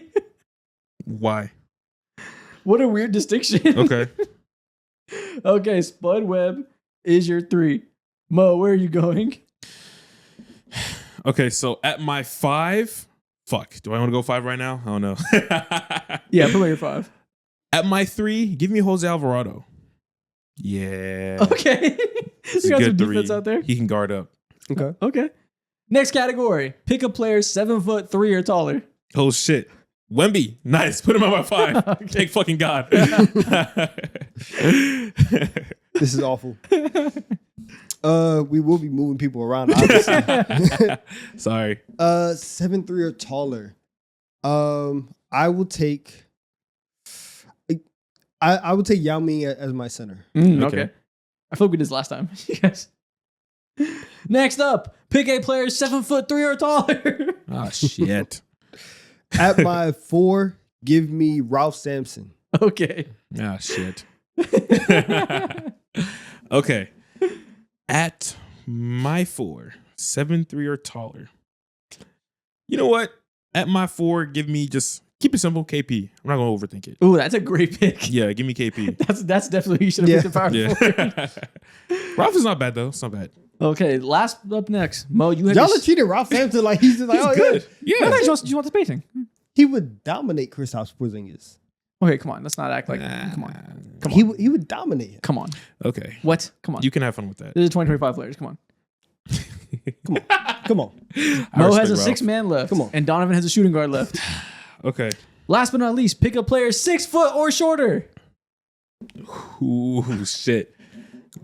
Oh, okay. So give This me. setup is bogus, bro. We're shooting ourselves, but it's okay It's so bogus. because I got the greatest short player of all time, Muggsy Bogues, Okay, 6th man off of your the bench. year. Okay. Come here, man. Pride Muggsy. What are you doing? Okay. Nothing. I'm Donovan. in your head. I'm in your dome. I'm in your skull. I'm inescapable.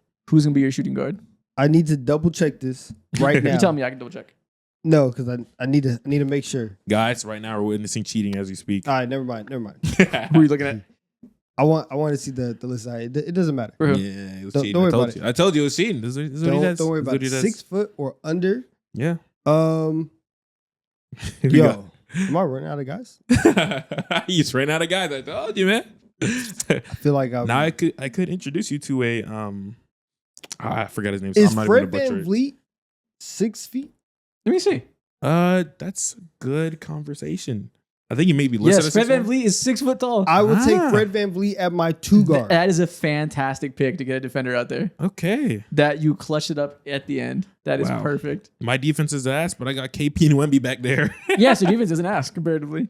Let's see. Samson and Yao is real slow. Because Yao is slow and Samson's not a spacer like that. So you're not as mobile and you can't shoot as well, but you have good defense with CP3 and Fred VanVleet. I have Yeah. no fucking clue if Spud Webb is a good defender. I won't even pretend I do. Man.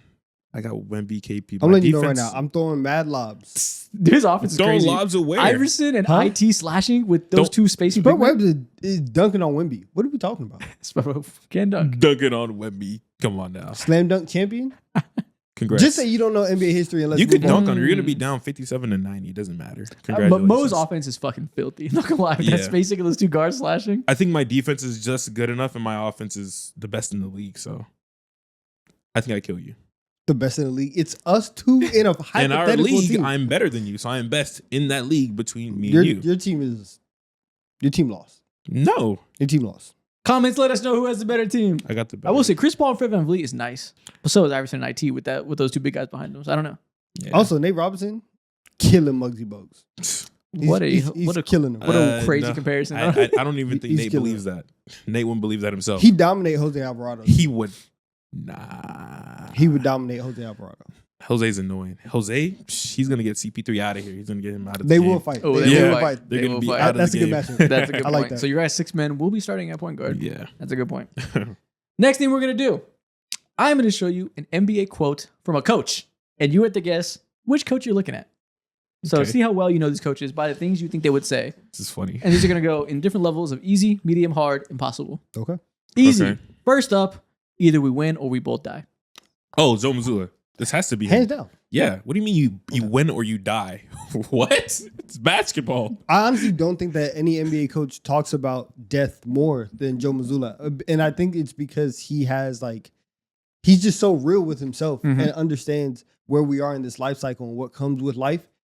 Death comes with life. So I think he understands that. Joe Mazzulla. Of course, this is Joe Mazzulla. That's an easy one. We had to Makes start sense. off with a name. No, we know who's the only crazy motherfucker who could say Mhm. this. Yeah. Next up, for medium, there's winning and then there's misery. If he's not winning, he doesn't even want to live. Winning in this misery. Could this Feels be like- Joe Mazzulla again?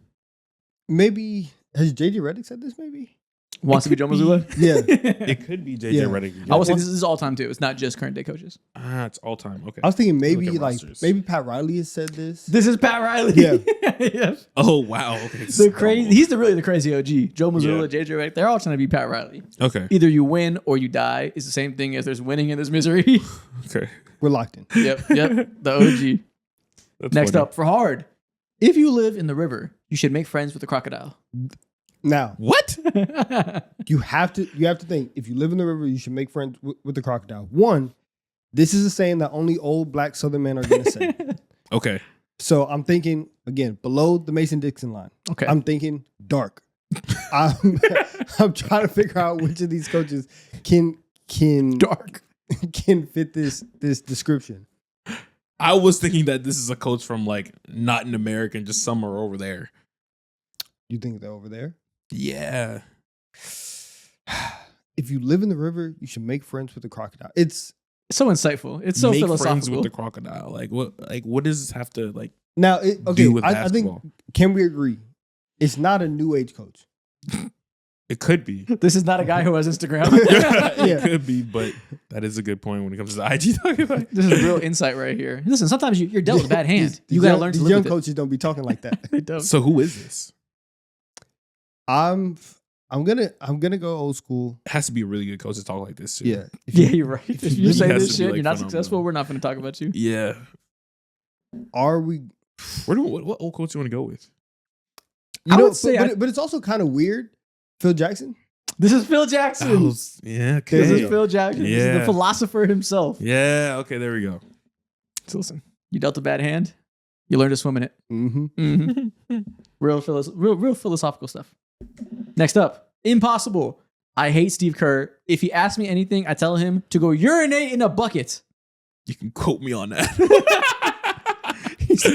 Yo, fuck Steve Kerr and the dirt he stands on. Who has Steve Kerr like cross paths with? I feel like to make this him is- say this. I don't now. This is very cocky, but I don't feel like this is hard. Is this Greg Popovich? This is Greg Popovich. Yeah, because nobody talks like that Yeah. and has actual smoke for actual coaches. You're only Yeah. gonna be this rude and disrespectful if you Yeah. actually like the guy. Yeah. That was a trick question. He is great friends with Steve Kerr. That makes sense. I'm That's about why to he's telling say, him to go fuck himself. like, who has to be so cool with Steve Kerr that this could be said and no one cares? No one Yep. ever give a damn. I thought maybe you guys would forget that he comes from the Greg Popovich coaching tree. I thought maybe it would just slip your mind. Can never. Nah, man. Okay. Urinate in the bucket. 4 for 4. Donovan carried hard. Greg is a goat, man. Next one. Back to easy. It's like shit. I don't know what to do. Darvin Ham. This is Darvin Ham. Dude, what the fuck? This is Darvin He Ham. is cooking. When he was talking about defending Nikola Jokic. Better carry me. Put them hands in them pockets and let's ride out. He said, Darvin, you're down 3-1. What are you going to do to stop the pick and roll in this game? Shit, you telling me? That's the move, bro. I don't know. Trying to find out. That's what I'm saying. Your guess is as good as mine. That's perfectly easy. There's one guy who will be Oh my first one to let gosh. you know I don't fucking know. That's Darvin. Medium. Before enlightenment, chop wood, carry water. Okay, I actually have no idea. Okay, this is chop wood, carry Before water. enlightenment. Who Chop is wood, this? carry Who water. talks like that? Who talks Is this about Tiago enlightenment? Splitter or something? I don't know. who this is. No, it's not Tiago Splitter. This is a Zen proverb about life, saying before you can reach your final destination, take it step by step. Learn Again, some skills along the way. Joe Mazzulla is a perfect type of weird for this. Nope, Joe Mazzulla would be like, before you can enlightenment, shoot people. Chop, Do violence. He always has to be violent. chop Yeah. wood, carry water. All Joe Mazzulla knows is pain. He doesn't know shit about the Zen proverbs. Chop wood, carry water. Who's the coach that just has like that just is like all time cool and zen?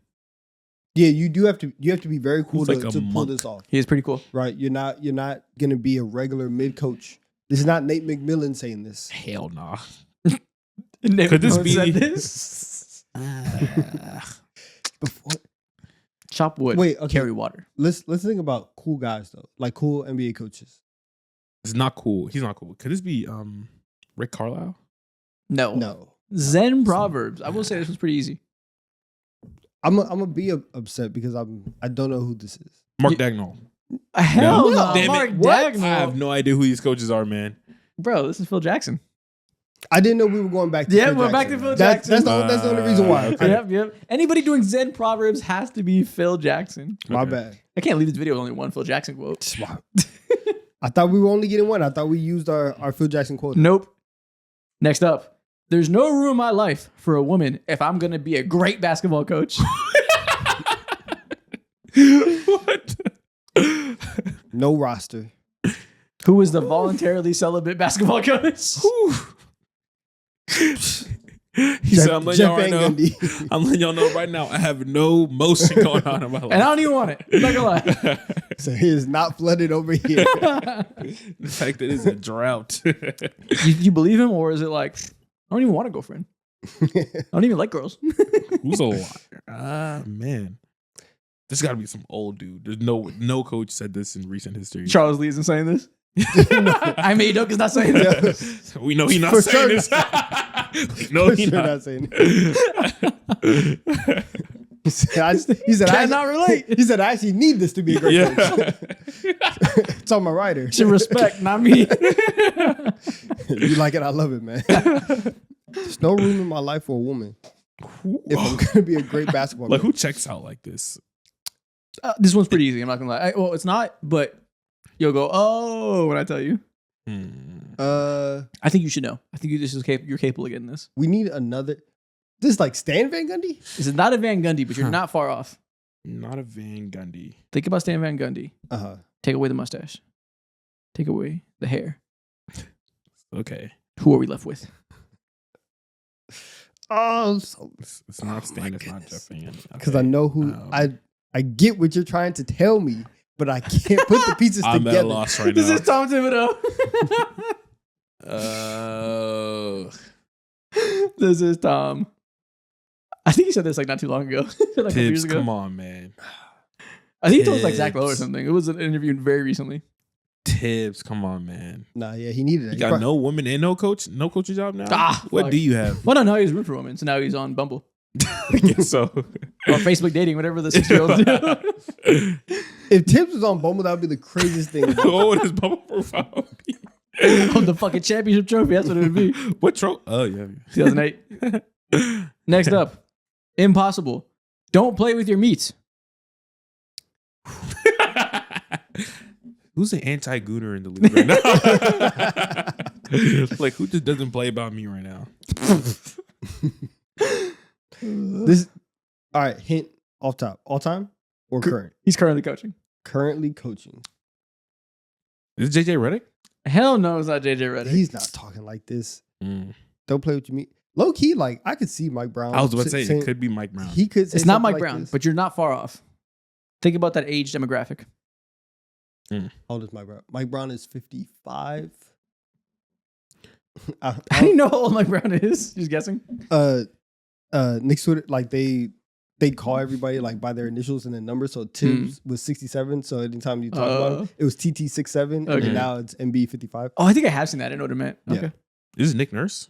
This is not Nick Nurse. That's not a bad guess. Don't play with your meat. Joe Mazzulla. No, it's not Joe Mazzulla. I think I got it. What's the Rapids coach name again? Darko. It is not Darko. Damn. This guy looks like he could be Joe Mazzulla's father. Joe Mazzulla's father. Whoa. Kind of light skin. Some I don't know. old Joe dude talking Mazzulla like is a this? very like who is this? This is Doc Rivers.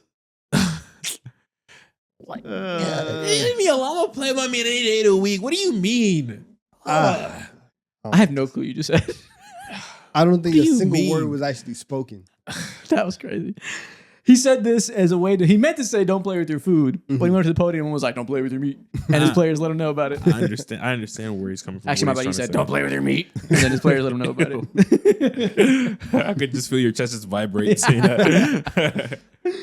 Oh, yeah. Is there anything Doc Rivers has taught you? Don't play with your Don't meat. touch that meat. Next up, back to easy. My throat guy called me and he said it's time for an evaluation. Who said this? I remember. I'm so There was only one person this could possibly be. my throat guy called me and said Oh, it's Doc Rivers, right? This is Doc Rivers. It's the only guy with the throat guy. The only guy with notable throat in the NBA. The most famous throat. Fair.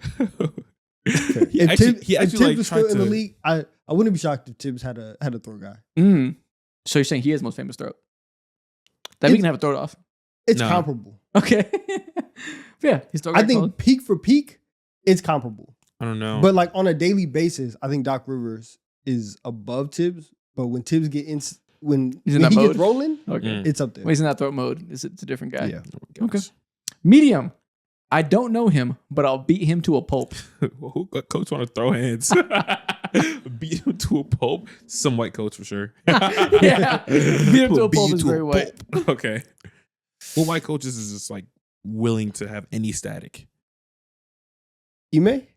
No, I said white coach. I Ime's didn't even. Okay. Ime would say this with like utmost seriousness. Yeah. Ime doesn't play around. So this was said unserious. Well, I don't know actually, but Ime would like, he wouldn't make a joke about this. So you'd only if Ime was really about to beat someone to a pulp, you know about it. Yo, this is one of the hardest games that we've done in a while. Yo, beat him to a pulp is crazy. Yeah, after we got done with the last 5, now I'm cooked. Okay, I'll tell you a hint. It's about Jimmy Butler, Oh, Is Pat Riley? not Pat Riley. Because he would say that. Spoelstra, Not Spoelstra. Steve Kerr. Not Steve Kerr. Oh, it's It's- not Tibbs? It's Tom Thibodeau talking about Jimmy Butler. Okay, that makes sense. I'll beat him to a pulp. Okay. Obviously joking. That's funny as So they're hell. buddies. I'm I'll sure beat him still to a have a little pulp. friendly banter back and forth to this day. Next up, hard. Even dating a pretty girl gets boring after a while if she can't guard anybody. Yo, man, these guys hate women. It's crazy. It's crazy. No, he hates them if they can't defend the sideline out of bounds. That's what he hates them. Even they If she can Just didn't strap have to up, go there. loves them. Just didn't have to go there. Yeah. Okay. Pause. That's crazy. insane. if she can't guard anybody, All right. she can't guard anybody. Who said She can this? strap up. I- Oh my God. If she can't guard him, obviously a defensive minded coach. Someone who's trying to be us. That might be the most crazy unintentional pause I've ever said in my life. This is modern, right?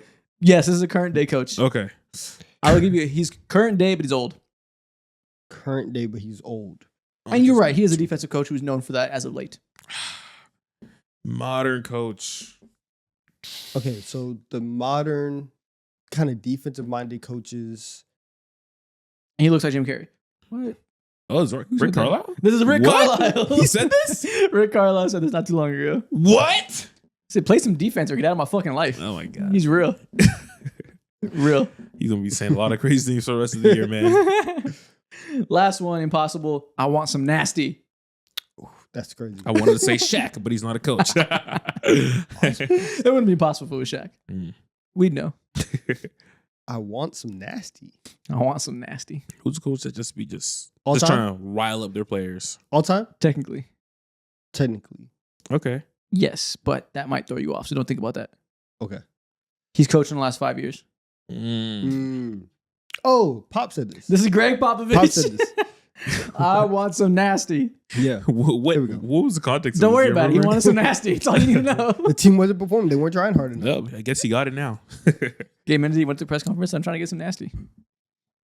It can mean so many things, but okay. You know exactly what it means.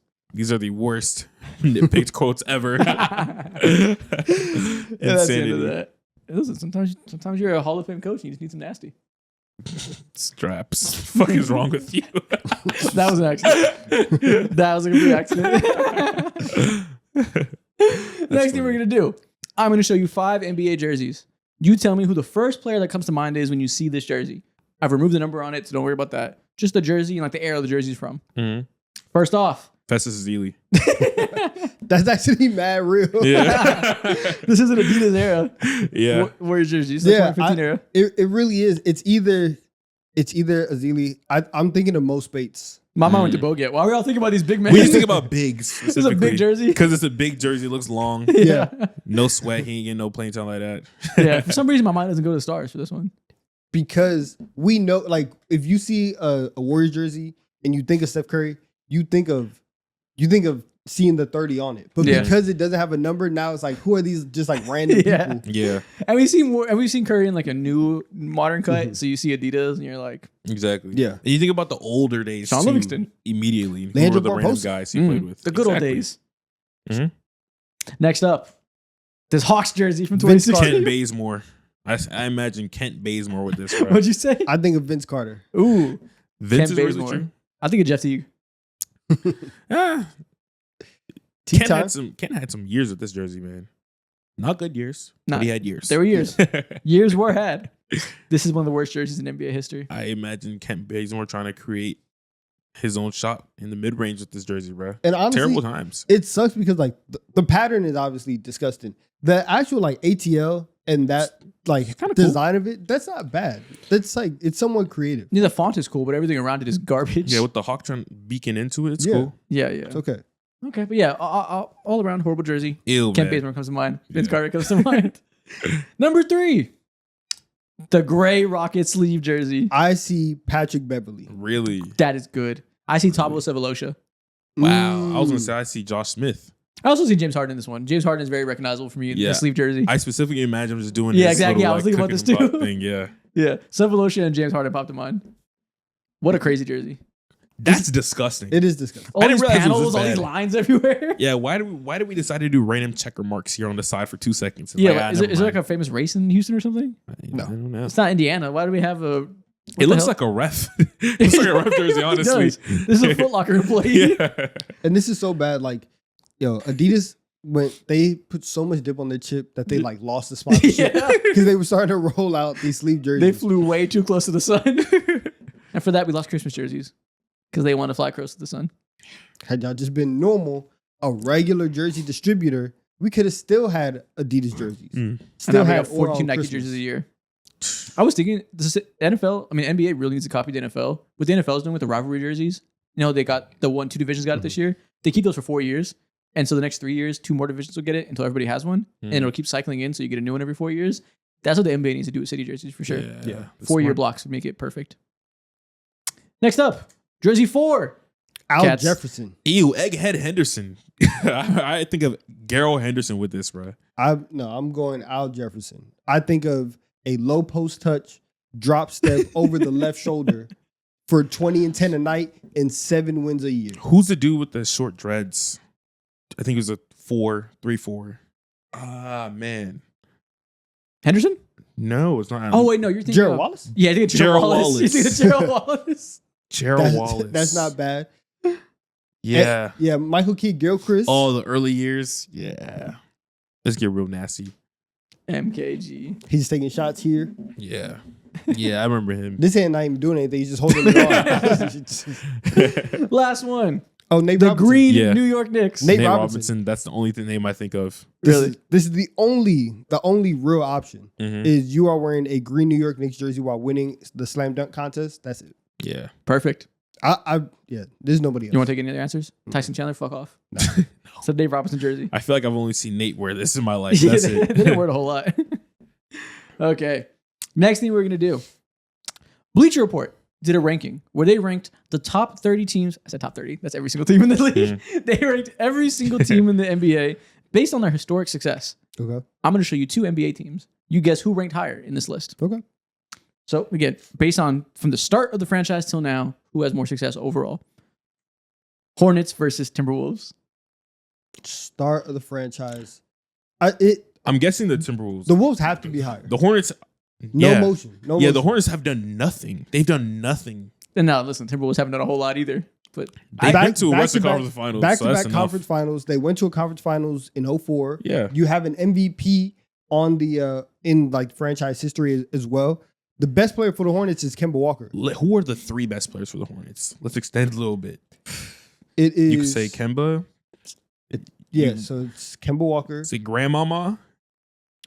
Okay. Yes. Ew. Larry Johnson and isn't that the Pelicans? because they moved. Yeah, right? it's the Pelicans. Wait, I thought they started over there.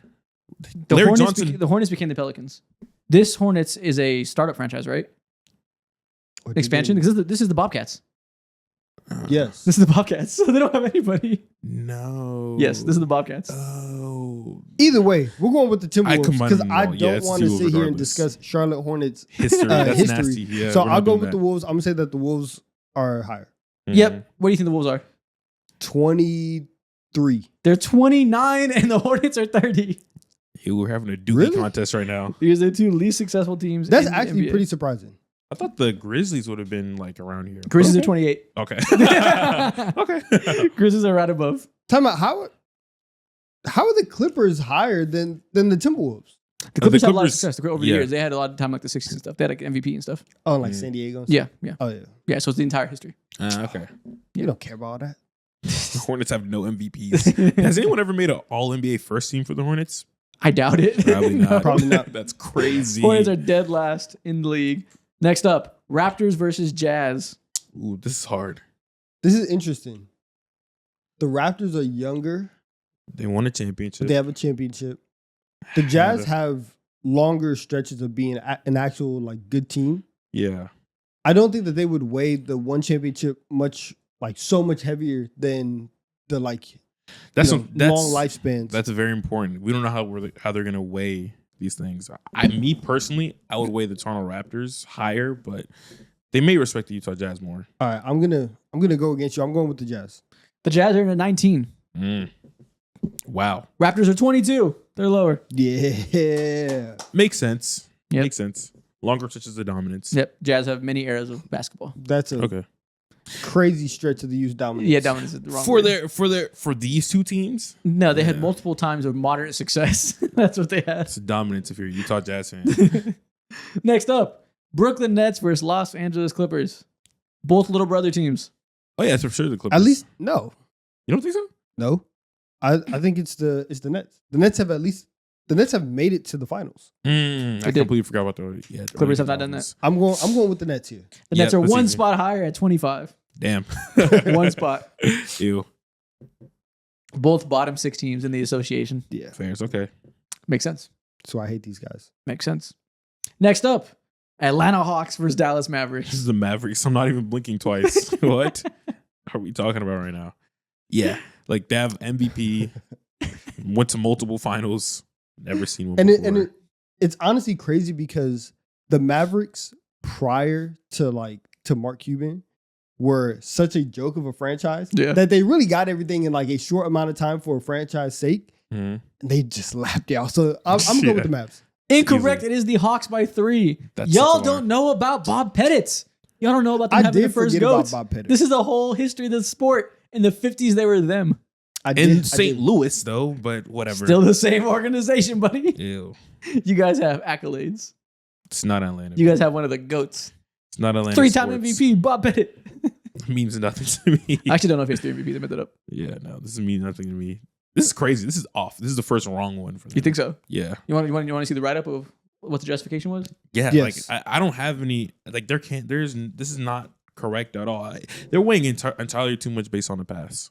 Well, it's the whole thing. It's the entire franchise I guess. based on historical success. Yeah, but I think like it is fair to do it like that, but also there's a I think within this historical No. success, Don't you have to look- look don't at look the at the list. individual Close your eyes success and too Don't pull it about up. from these players. I don't know what's on the screen. I Right know. now. just it's be sure. tiny. But yeah, I'm looking at the MVPs that Dirk Nowitzki has. They've went to 3 finals over the last, I don't know. All right, so Atlanta Hawks are at 14. Years. And here what it says. Best team was in 1986-87. So I forgot they also had that. Top 5 in win shares is Bob Pettit, Dominique Wilkins, Cliff Hagan, Lou Hudson, and Al Horford. Chalk this one up, at least in large part, to longevity. Younger NBA fans maybe think of the Hawks as a mediocre team. Maybe. Longevity. Get the fuck out of here. The 2014-15 team with Jeff Teague, Kyle Korver, Millsap, and Horford won 60 games, played beautiful basketball, yada yada. Dominique Wilkins led squads in the 80s, never got past the second round. Ditto for Mookie Blaylock and Mutombo in the 90s. But this history goes all the way back to 1949, 1950. Get the They've fuck been the outta Tri-City Blackhawks and the Milwaukee Hawks.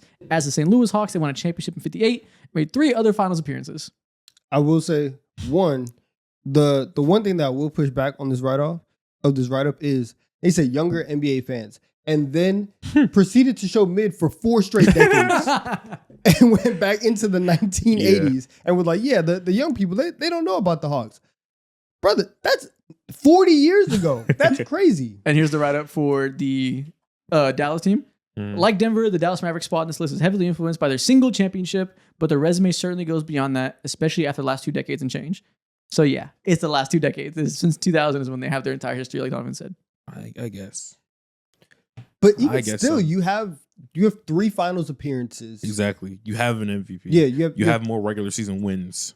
Well, the Hawks also have 3 finals appearances.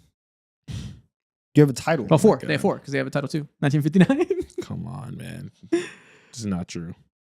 Next one. Yeah, I disagree with that. Detroit Pistons versus Oklahoma City Thunder. It's probably Um, it's Detroit. yeah, I'm going it's Detroit. Detroit. Yeah. Long history there. Yeah, long history, multiple championships, and yeah, it's them. The Pistons are at 9. Where do you think the Thunder are? Bears. I'm putting the Thunder at 13. Thunder at 8. What are we talking about here? Even in this Seattle, is wildly The Seattle inconsistent. Supersonics count. The Seattle Supersonics had eras. They had the 90s. They also won with Jack Sikma. They had multiple eras of making finals. Then they won in 2025. Plus the 2011 team, they had 4 eras of making finals. How many finals have they won? 2. How many finals has Detroit won? 3. 3. It's multiple eras. That's a long history. I understand that, but I get it. Yeah.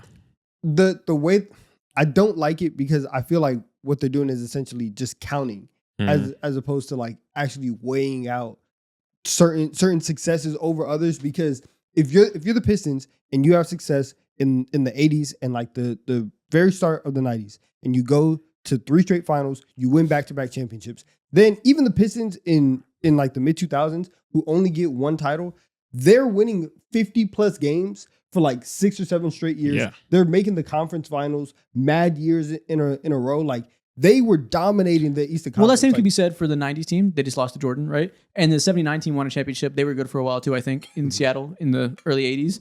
And then now we have the 2011 team made a finals. Like there's 4 eras of legit finals teams. even the Pistons team of the mid 2000s, they win the finals in 04, they get back there in 05, they get to the conference championship again in 07. Those teams in the 90s for the Supersonics, you get to the finals once, Yeah. right? And like even the Jazz who are like Shout out, like, you have Stockton and Malone. All right, cool. But you can't really even beat them. So, like, that's why I do think that the Pistons should be above them. And we also can't forget the 2025 team just won off one of the best defenses of all time, one of True. the better regular season teams of all time. Mhm. Like, they won 68 games and won the finals with an MVP. Like, that weighs a lot. That could put the cap on it, I guess. Like, is there any of the bad boy individual Pistons teams have a better resume than that one Thunder team? I don't know, but that might be the most impressive championship of them all. Just think MVP, 68 wins. Yeah. Potentially. Yeah, this OKC. So, I mean, that being close, when you think about it, people forget about the 79 team, obviously, because nobody in our era knows about Jack Sikma winning the championship in 1979. Yeah, I Disagree. I wouldn't do it. But okay. I wouldn't do it. Next up, Knicks versus Rockets. The Rockets should be higher. I think How much higher? maybe Again, like the Knicks have a lot of history. Oh my God, you're right. They both Ew. have 2 championships. yes. I mean the Knicks championships are in the 70s. 70s And- count all the same for this list. In the earth, yes, I don't. There's just so much losing that happened. There's a 20-year span where Yeah. like losing happens for the Knicks. So I don't I know think- how they're gonna weigh it. Yeah, I think considering that the championships are the same amount, I'm looking at individual accolades too. The Rockets have more MVP caliber players just revolving through the door. 2? Yeah. So how many do the Knicks have over the last 20 years? About that too. But they're both in the 70s. They played together. Yeah. Yeah, I mean, so you have Pat, and then you have Willis Reed, you have Clyde. I was thinking Clyde and Willis Reed. You know what? I'm going with the Rockets. Based on what they're saying, Slightly, I guess though. we'll go with the Knicks. The Knicks are 2 spots higher than number 10. The Rockets are 12. I hate this. I mean, most of the Rockets, it's really concentrated in those few years. Those 2 years they won the championships. I can understand the Knicks having more longevity and probably more iterations of good teams just because they're so old. And that's what I'm saying. That's why I'm really not rocking with this list right now. Yeah, nah. Because Old teams have an advantage. that's whatever. But I mean, that's what it is. They have a lot of good opportunities when you have 60 years of history. Yeah. I guess so. Whatever, man. Kings versus Bucks. Oh, this is nasty right here. Damn, did the Kings win in the 50s? I don't know about it. Fuck.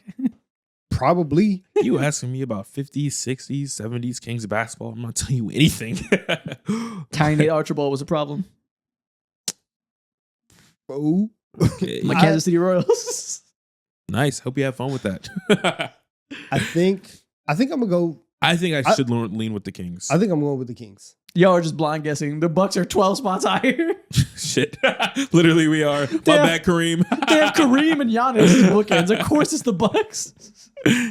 See, I'm unfamiliar with Kings history. y'all got so many wrong. You just assumed the Kings were here because they had to have had some accolade you forgot about. Yeah. It's the Bucks. I mean, the Bucks were also bums for so long. Like they have like all these other teams. And see, this is the issue is because the Bucks also have these like blips in Yeah. between just years of just desolate basketball, and that counts for 11. Well, they have 3 of the greatest players of all time: and Kareem, Oscar, and Giannis. They're giving everybody the nod for longevity, and Kareem played in the 70s. Like that's a lot of longevity. and then he leaves, and they're buns for a long time, and then Giannis comes in, does his thing, and Well, now, it's been now we have that. This that Giannis blip. year is pretty long though. It's been 8 years of really good basketball. That's a pretty significant era compared to the Kings. I mean, I get it. they made the finals once. They Yeah. made the conference finals another time. I think in terms of well, we're talking about 11, not like 4. Mm. Having an 8-year stretch of MVP level basketball, second best player in the world, sometimes best player in the world, and it culminates in a championship and 2 MVPs. That's a good era. Again, we're comparing him to the modern Kings here. right. Miami Heat versus Cleveland Cavaliers. Which LeBron home ranks higher? Miami does. Does it? Well, Yeah. it's a young franchise. It is a young franchise, It's a young franchise. but they've done a lot of winning in that young time. Yeah. And it's not like the Cavs were winning in those old days. I mean, shout out Mark Price, shout out Larry Nance. They weren't racking up championships. Yeah. Miami We has, should go with the Heat. It should be Miami. Correct. Yeah. The Miami Heat at number 7. Yeah, that doesn't That's surprise so me. high for a young franchise. About time that Yeah. something makes sense here. They've done so much in so little time compared to everybody else in the league. It's crazy. Yeah, like they went to the finals, just 5 years ago? They have 6 total trips to the finals, I think. No, They not have- 5 years ago. 3 years ago. Yeah, 3 years ago. Forget about that Yeah, one. 2020, 2023, I 2006, forget about that one, and yeah. the three Brown years. The 4 Brown years. Oh yeah, 4 Brown Yeah. years. Yeah. 7 championship appearances. That's And when ridiculous. is their expansion team? Is it the late 90s? 85, Oh, it was 85? I think Why so. did I think it was the 90s? Okay, either way. That's not a long time to have 7 championships. This is a ridiculous. 7 franchise, championship man. appearances. Good Salute the for Cavs. them, So good for them. fucking Salute the Cavs. 2016 happened, got you to 15. Phoenix Suns versus Denver Nuggets. I'm gonna go with the Nuggets here. I think off the strength of Jokic alone, if you like put up this Jokic era where you have 3 MVPs, a title, and a conference finals appearance on top of that, I'm gonna go with Denver. Yeah, I think I pretty This confidently is so go much. with Denver. He's done the amount of like just dominating that Jokic has done is it laps so many other franchises in just this like this era alone. I'm gonna go with Denver here. I also feel like Denver probably has a stronger era post, pre 2002 as well. It is the Phoenix Suns at What the 16. fuck? They have some eras. They were winning. They had Charles Barkley. They had Tom Chambers making conference championships in the late 80s. They have a lot of longevity themselves as well. But you have the 80s Nuggets, you have the mid 2000s, or I guess You say 80s Nuggets. Like that's not as good as the teams I just mentioned for the Suns. no, but I'm just in They're terms of- teams. They're Yeah, teams. I'm just saying like teams that were like fairly notable teams. Yeah. The Melo team made a conference finals, and then you get all of your rings and accolades right now. So Yeah. it's like you still have Would you say certain that times. all your rings and that one? Rings and accolades, MVPs. Yeah, the, but the, like- the MVPs that he's stacking up. Steve Nash has the same, or he has 2, not 3. The Suns have their championship appearance in That is 2021. true. They don't Yeah. make a. I mean, Yeah, they don't make the finals, but 2021 they do. So, there's more longevity with the Suns, but you have the ring in 2023 with the Nuggets. It's kind of the big difference. Okay. Charles Barkley finishes the MVPs, and I have the same MVPs as the Nuggets. Yeah, we're giving participation trophies out. Warriors versus the 76ers. It's actually This very is hard. tough. This is tough. This man. should be like 2 top 5 matchups. They're very Yeah. high up there. Man, I might lean towards Both have longevity. the Sixers because the longevity is insane for this team. The longevity for the Warriors is also insane. They've been around for a long time. Yeah. They have been. They They pass Wilt. if they give this to either, regardless of who they pick, I'm gonna be upset because I do think Really? I feel no this matter is- what. I feel like I'm like, I know the answer, obviously. I feel like it's pretty easy. I think I'm going with the Warriors, and I think that this specific era should be. Exactly. That's the answer. The Warriors are, oh, wait, no. Oops. The Warriors What are we 5 talking and the about? Sixers are 4. Okay. I would also think that the modern Warriors is so dominant that it puts them above them, but Yeah, I would think so too. Considering all the MVPs that they have, the different eras of championships, just continuously minus like the mid 2000s or whatever. But They man, haven't had a finals appearance in 25 years. the Sixers. The Yeah. Sixers, and you have that. The even like just rings wise, Mhm. the Warriors have lapped them in the last 10 years in terms of overall rings. another team that has the benefit of longevity, the 76ers Yes. joined the Ah, bro. BAA in 1949 as the Syracuse Nationals. By 1955, they already had a championship behind Dolph Shays. Just over a decade later, they won another, this time in Philadelphia with Wilt Chamberlain. And the pattern continues when Julius Erving and Moses Malone got a ring in the early 1980s. You know what this is? ABA and, accolades. and what I'm realizing, Mhm. they are not counting lows against you. Mm. As long as you have like any peak up, like they're not going to skew for like if you were truly a bad franchise. And I think that's okay. For the thing is the most team success. Like, I think that's okay to do that. Everybody has their lows, And I don't think the Sixers are one of the most low point franchises in the league. Honestly, the Warriors had lower lows than the Sixers. The Warriors' lows were goddamn horrible. I told you, It is true. either way, I'm gonna be upset. Yeah. So I probably would lean the Warriors, but I'm also 26 years old and didn't care about the 1949 Dolph Shays team. Sorry. Last one. Bulls. Actually, the second last one. Bulls versus Spurs. Going Again, two Jordan. really high teams. Two of the Yeah. most successful franchises in modern history. We'll go. MVPs I'm and going with the MVPs. Spurs because I think overall, I you think have- that they're bro, you have one less ring, but you have more more eras. more errors Yep. and more years of being good. It is Yeah. easily the Spurs. They're number 3, and the Bulls are 6. Listen, that Bulls success. It was only for like 10 years or something Real like that, bro. narrow to the Jordan years. Yeah, outside Before of that, after that, Yeah. This guy's the GOAT, man. This is crazy. Number 6 is crazy. this really is It crazy. makes Like this sense, is like but yeah. if somebody had the Browns and got Mhm. 6 rings for them, and then they just went back to being the Browns. Yeah, and nothing else matters. Okay. So it's basically the Chiefs too. Number 3, Spurs. Got to be high. Fairs, yeah. I think you guys know who the last 2 teams are. Celtics versus Lakers. Who gets number 1? I'm gonna go with the Lakers. Yeah. Wait. Where do you think Bleach Report went, knowing what we know about their Mm. list? I think they probably went with the Lakers. More MVPs on that team. You think he went towards the player success, the most amount of Wait, legends? time out. No, we can't. We have to go with the Celtics. Why? Listen, these guys. they're- These guys are going back to the 1850s. Apparently, they're bringing in everything. We have to go with the Celtics, especially considering that they were winning at the expense of the Lakers. Who has more championships? Celtics by 1. Yeah, they Okay, they the got Celtics. one up. It's the We're going Celtics. with the Celtics. The Yep. Celtics are number 2. Lakers are 1. Wow. What? Yeah, this About is to curse. Yeah, no. This doesn't make sense. Yeah. Now They told me the Hawks were good because of something that happened in 1949, Yeah. and the Celtics are out here winning 8 straight titles, and now Yeah. it doesn't matter. Why? Oh, wait, no. You're right. The graphic was wrong. Thank Okay. goodness. The Celtics are 1. Thank goodness. Okay. My bad. I mislabeled it by accident. The Celtics are 1. The Lakers are 2. So heated. Oh my gosh, man. And I'm sure it's right for exactly what you'd say. They want more ring. That's an easy way to qualify it. They're beating Okay. up on them for a lot of these years. You're about to freak I have out to calm down. I almost wish he I didn't just show decided that. I was gonna be mad over I was nothing. like- no, this actually would have been pretty It's frustrating. wildly inconsistent. Well, Boston Celtics, you are the number 1 team according to Bleach Report in team success over the course of NBA history. And Donovan is very happy, otherwise he would have lost his mind. Next thing we are going to do. We're going to play NBA Wavelength. How this is going to work is I have 5 categories. I'm going to name a player or a team or whatever it may be in each category. And every time I do it, you try to guess what the number is from 1 to 10. And then, after every category, you guys talk amongst yourself, try to figure out if you've adjusted your answer. And at the end of all 5 categories, you make a final guess of what my number is. Okay. Fair. So I'll tell the camera, close your eyes. I'll let them know. So if you're watching on video, you can see what the number is if you want to play along. Or if you want to try to guess with them, close your eyes too and see if you can do it blindly. This is the first number. All right. Category 1, a star player. Tyler Hero. He has 1 to 10. 1 to 10. I 1 would to say 10. like 5. 4. Or Yeah, and I'm going to use the 5 whole or 4. whole Okay. thing. So don't think of like 2K ratings. I'm using the whole entire 1 to 10.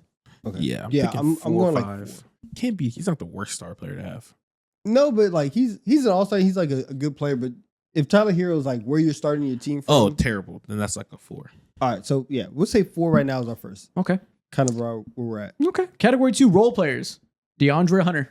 Oh yeah, that's a 4. That's either He's 4 or good. 5. He's a good role player. I'm moving up towards He like. got better, but I feel like for the majority of his career, he's been about a 4. Yeah, but That DeAndre can Hunter scale over up the to a last 5. 2 years though has been a 6 man of the year candidate. I'm moving up towards like a 5, maybe 6.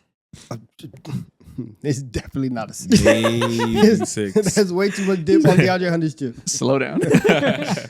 I'll say 5. Okay. I'll go with you up to 5. Next category. Team. Atlanta Hawks. Oh yeah, that's 5. That's Right 5. now we worse than 5. We'll cut it here. We'll cut it Right here. now we hit That's worse 5. than 5, but yeah, we 5. That's mid 5. on mid, man. Don't get more mid than that. That's 5. Coach. JJ Redick. Mid on mid right Mid. now, bro. Yeah, 5. Pretty cut and dry. Mhm. 5. That's Yeah, 5. You guys are sticking to it. Yeah. Last one. Jerseys. The Nets white primary jersey. That is an NBA jersey. Yeah. That is a jersey that the NBA sells for money. We have to go 5. You're right. Currency is involved with this jersey. It is an exchange. Yes. The number is 5. Yeah. You guys got it. when you said the Hawks, it sold everything. Yeah. Nice Sold and easy. everything. The most average picks in every category. Yeah. Next up. We're doing one more game. Close your eyes again. Okay. Same thing. New number is. None of you guys can see my face in the way. If you're That's- an audio listener and you're driving, play along too. Yeah, exactly. Okay. Close your eyes. New number. First player, your star is Jaylen Brown. 7 could be 8. The way he's playing right now, I would say 8. I would say 8. I would say on most years probably a 7, but again, right now probably an 8. Yeah, we're in between those two, 7 or 8. Okay. Next category: role players. Jaden McDaniels. Ooh, Good role player. good role player. Depending on what day, he could be an 8.5. Yeah, I feel strong with 8. He's a great role player. Sticking on 8. How, you think 8? Mhm. Okay, We're getting warmer. we're sticking on 8 for right now. Okay. Team: New York Knicks. Feels like an 8. It feels like 8. Feels like you're right outside the top tier of being 9 and 10. So Yeah. 8 is fine. There's a limit to these conversations. Yes. And again, doesn't mean that you're bad. They're If, right on the if cusp. everything breaks right, and 8 can win a title sometimes. Many 8s have won championships. Coach: Ime Udoka. I damn near want to say 9, but I'm going to temper my expectations right now. Yeah, I think that's, Feels like an 8 still.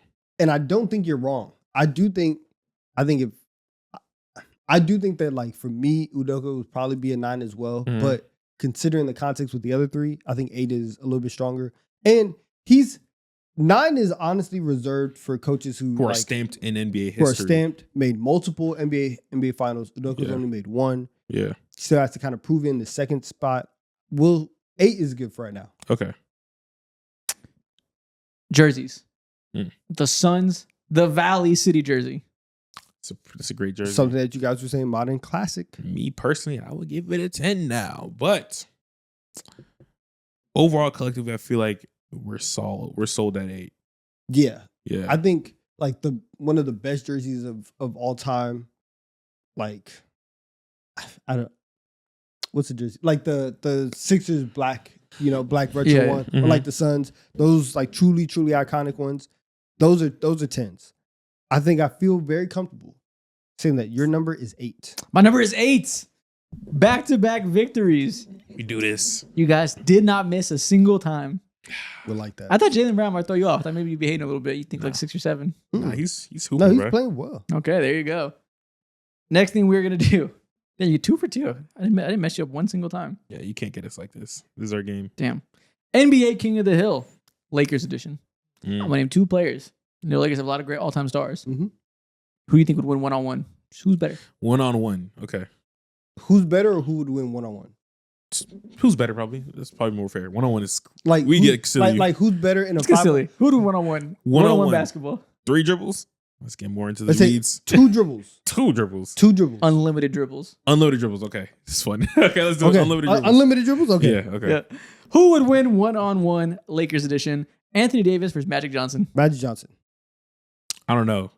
If we're getting 2020 Ball first. Anthony Davis, Ball he first. is, bro. I think Anthony Davis can defend. 2020 Anthony Davis can defend Yes. Magic Johnson. I don't know if Magic Johnson can defend Anthony Davis. And Anthony Davis is giving him all types of buckets, He's giving especially with that buckets. handle, and he For can sure. move still. He's killing He's giving him. buckets. When Magic Johnson passes the ball to himself and finds a way to do that, you're gonna be shocked. No, Anthony Davis is gonna smack the shit out of that ball that's along with the ball, bro. You think that work on me? No. Anthony Davis versus Jerry West. See, and this is what I'm talking about. We're gonna sound so crayon eater because It's a 1-on-1. It's really not. the crayon way that eater. this is gonna go is like He's 7 foot, can shoot and can dribble. It's fine to pick Anthony Davis. I'm sorry, it's AD. Jerry West doesn't. He stands even less of a chance. Of course it's AD. You don't sound like a crowd. You just sound like you have a brain. Anthony Davis, one-on-one versus Kareem. Ooh, yeah. Now he met his match. He met his match. He's bigger than him. He's just gonna spam the skyhook every single day, and bigger he's than gonna. him, stronger than him, Yeah. taller than him. Yeah, we are going with Kareem here. I seen what AD looks like against Nikola Jokic 1-on-1. Kareem would murder him. Fair. Kareem versus Russell Westbrook. Oh shit. Russ is annoying to play against.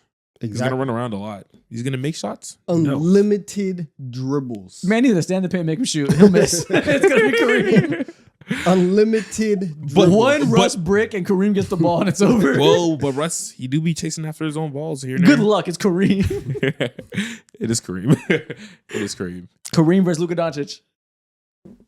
Kareem. Luka is not. Are we assuming He's not playing no defense, exactly? right? Are we assuming that if you are like going along like the Winner The- gets the ball first. Cool. Yeah, Yes, it's there is Kareem. no way he's beating him if Sorry. he doesn't get the ball first. 1-on-1 is specifically a two-way game. Kareem versus LeBron. Yeah, he beat him. He beat LeBron. LeBron? Yes, I don't know. LeBron can defend a big, strong guy in the post a little that's bit. fair. He can make a when miss, I I think. skyhook from half court, what do you have for me now, King? Yeah, on a one-on-one setting, I think Kareem might have it because there's Bro, he's like 7 inches taller than and he can just LeBron. spam one move, and there's nothing that LeBron can do at that point in time. LeBron can guard big, but it's hard to say that when it's Kareem. Yeah, Like, it's tough. But, like, I think LeBron could probably make him miss a skyhook. The It'll skyhook be- isn't going 100% of the time. Like, literally. Like, it'll be a close Yeah, game. but it's not because of the defender. I don't know. I mean, He never missed it because of a defender. It'll be a close game, but I'm going Kareem. Like these guys just aren't even there. I think LeBron might be there. What year, LeBron? Do you got only Lakers then? I guess 2020. Strong, veteran, old man strength, but could still move. Could shoot, skilled. Pete Kareem, he's not stopping it. He's not stopping it. I'm going Kareem. Okay. Okay. Kareem versus Wilt. He'd fry that fraud. He'd kill him. I don't know. Could he keep up with Wilt? Yes, he can did. keep up with Will. Just for the sake of my Yeah. hate, I'm going with Kareem. It's Kareem. It's Kareem or Kobe? Unlimited dribbles.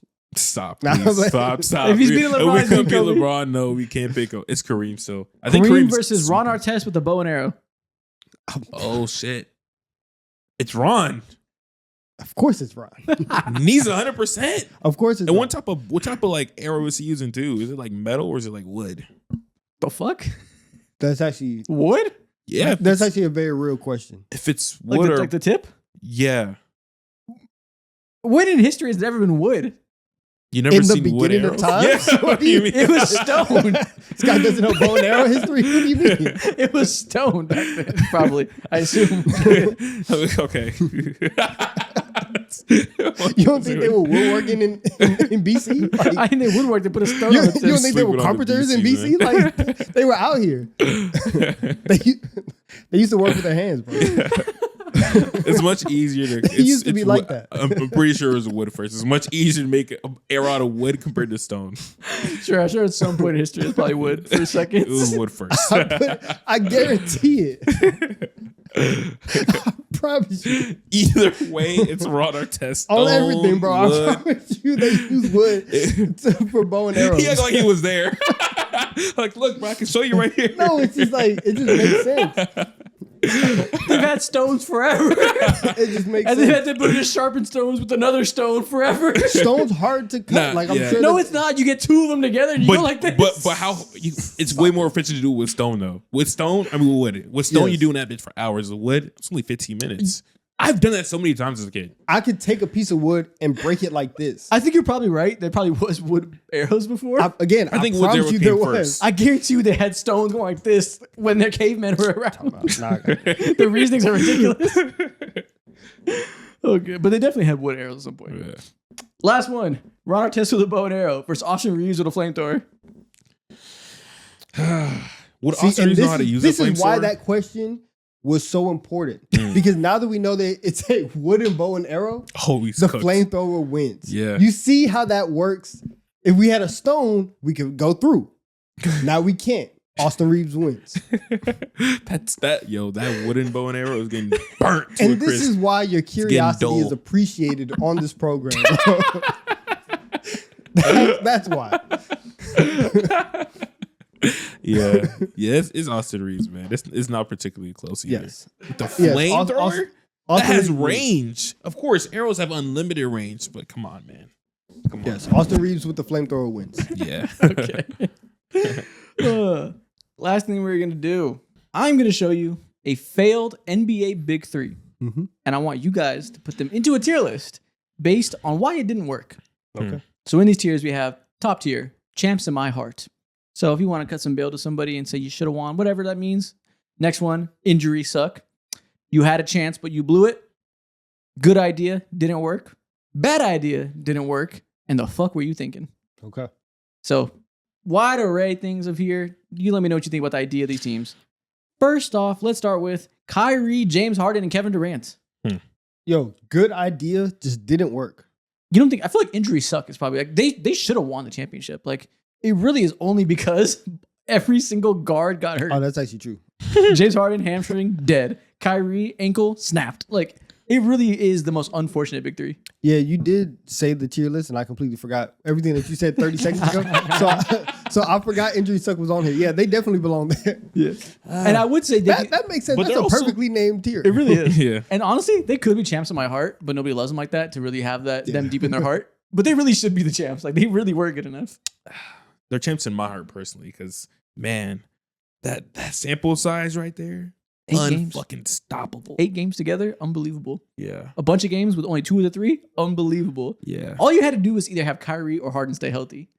All you had to do is have one of them, and them and KD would have won because KD was best in the world level. Yeah. Now, the year after, right? Because the year after, not necessarily injuries derailing them. Yeah, Kyrie saying "not my body" derailed them after that. So that's saying good idea didn't work. But I think they would have won before that though. If also they were bad that year also because James Harden was a shell of himself because his hamstring was fucking goo. So yeah, injuries suck. Yeah, okay. Best place for them. Lob City: Chris Paul, DeAndre Jordan, and Blake Griffin. This right there, they're champs in my heart, man. They cultivated a whole new generation of a style of I basketball. don't love a single and they Clipper made like it that. fun, man. You had a chance and you blew it. They definitely had a chance and blew it.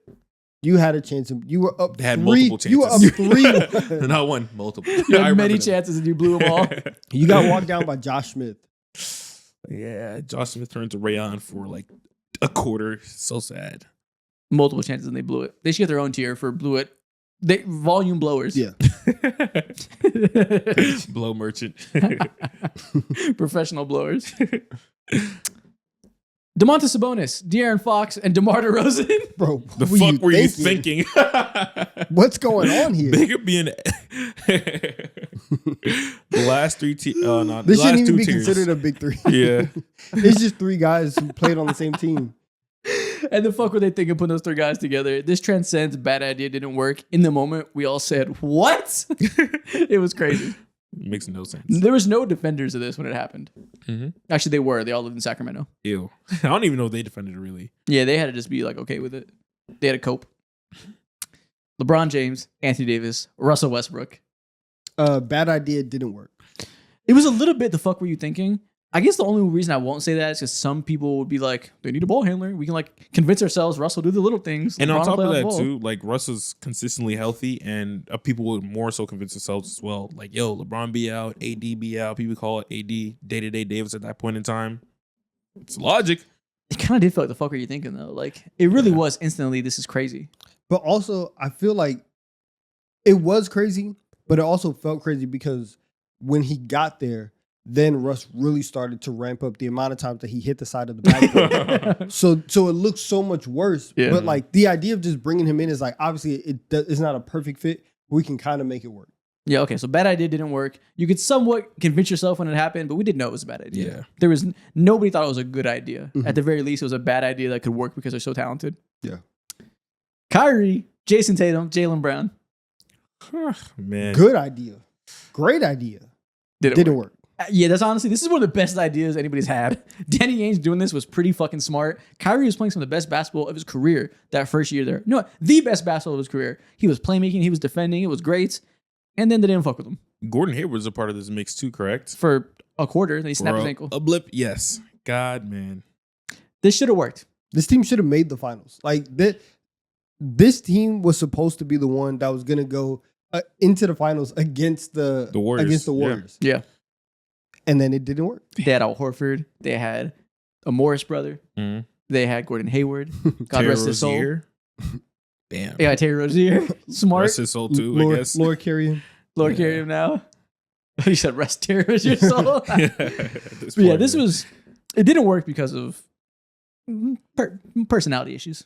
They just Everyone had their own They didn't goals, mesh. is what was said back then. didn't mesh. Yeah. Jaylen Brown hated Kyrie. You have some people now, you know what killed them? Politics. Double entendre. He's cooking. He's cooking. Guys, right. He's in man. the stew. Joel Embiid, Jimmy Butler, Ben Simmons. Damn, man. Had a chance and you blew it. They had a real chance, and then Kawhi went doink, doink, doink, doink, doink. This would be for most people, I can understand why this would be champs in my heart, but I do think that they had a chance and they blew it. Did they blow it though? Because Kawhi hit that crazy ass shot. Like it was a close game. Two really great teams. They just lost on one of the best shots of all time. They just lost. Like That was your chance. Yeah. And yeah. you chose Tobias Harris over me. I feel like blew it should be reserved for like real chokers. And like they didn't win. And I'm sure if I remember correctly, I'm sure they had a very good chances in some of these games and should have won. But I feel like they aren't quite as blowing it as the Clippers. So do you think good idea didn't work? I'm open to the possibility.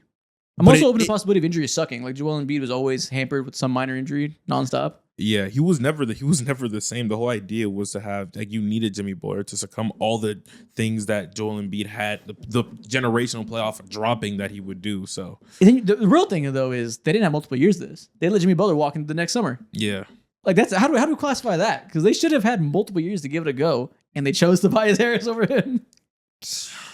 I almost said You know, something yeah, like you blew That's that. the chance. No, you blew That's it. the Yeah. chance. You blew it by leaving Jimmy Butler out to dry and not giving him the money he wanted. Because not only did you lose that 1 year, you blew it because you didn't have multiple years to give it a go. You really Yeah. should have.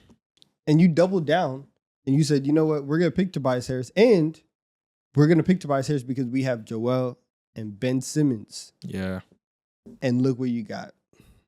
You blew it. Misevaluation. tough scene. Also, injuries sucked because Joel Embiid got hurt in a lot of those years and was hampered, and then Ben Simmons fell apart physically. So, a whole lot. Honestly, they can fit in all these categories besides the top one. Yeah. Unless you live in Philadelphia naturally, then I'm sure they can be the top one. Mhm. Here's a funny one. Kevin Garnett, Paul Pierce, and Joe Johnson. What the fuck were you thinking?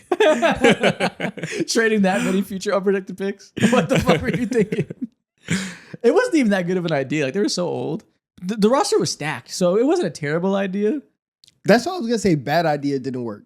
Okay, No, but low-key, the picks they gave up to make that happen, what the fuck were you thinking? Because now it wasn't just them two. Mhm. Jason Terry came along for the ride as well. why are you throwing his name in here?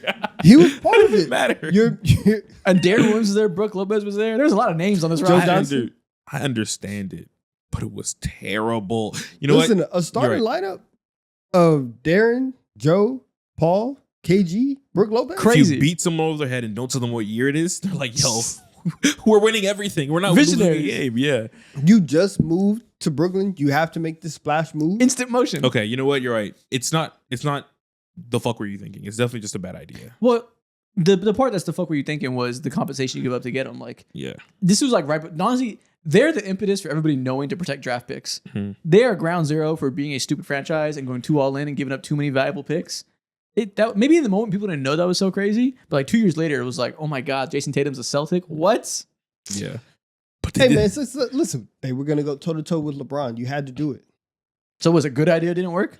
No, bad. It's No, still a bad it's a idea. bad idea. They're still old as Yeah, hell. they should have never did it. But it's not King's territory of like, what the fuck? Like, this doesn't make sense in Yeah.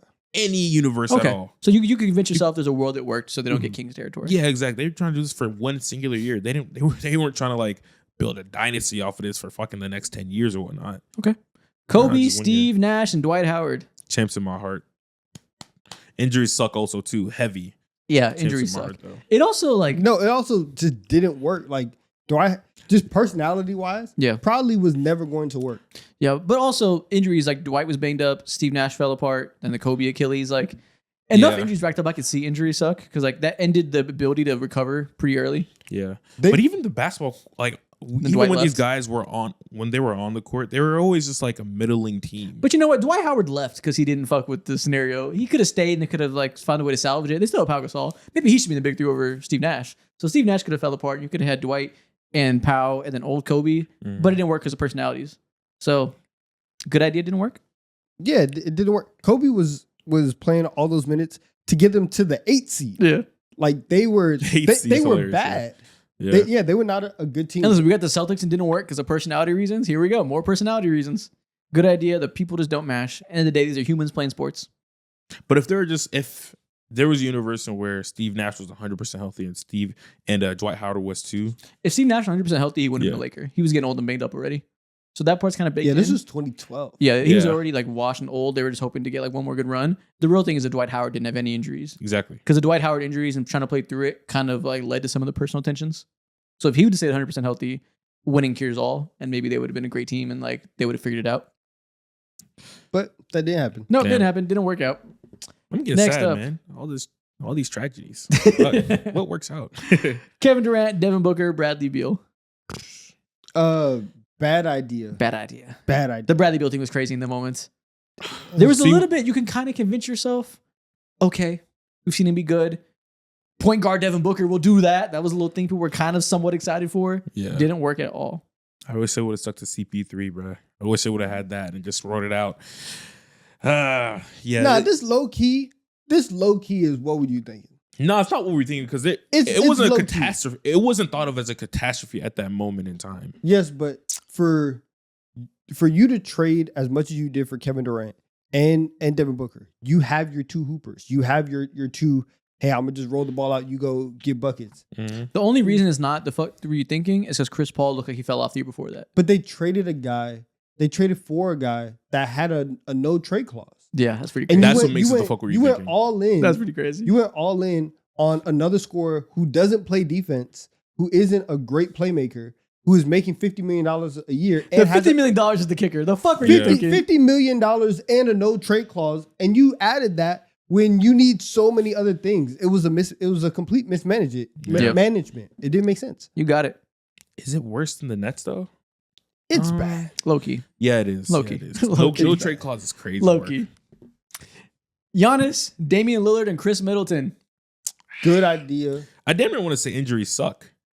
Although, like, I don't know actually because Chris they can't be Middleton. that high because they were never like top status and meshing fully. Yeah. Yeah, Those their that kind do of it between definition of those good two. idea didn't work. It just Yeah. didn't work. You didn't win. Yeah. Tough. Injuries do suck. That played a part. Giannis got hurt a couple times. Chris Middleton and Brook Lopez completely fell apart physically. Yeah.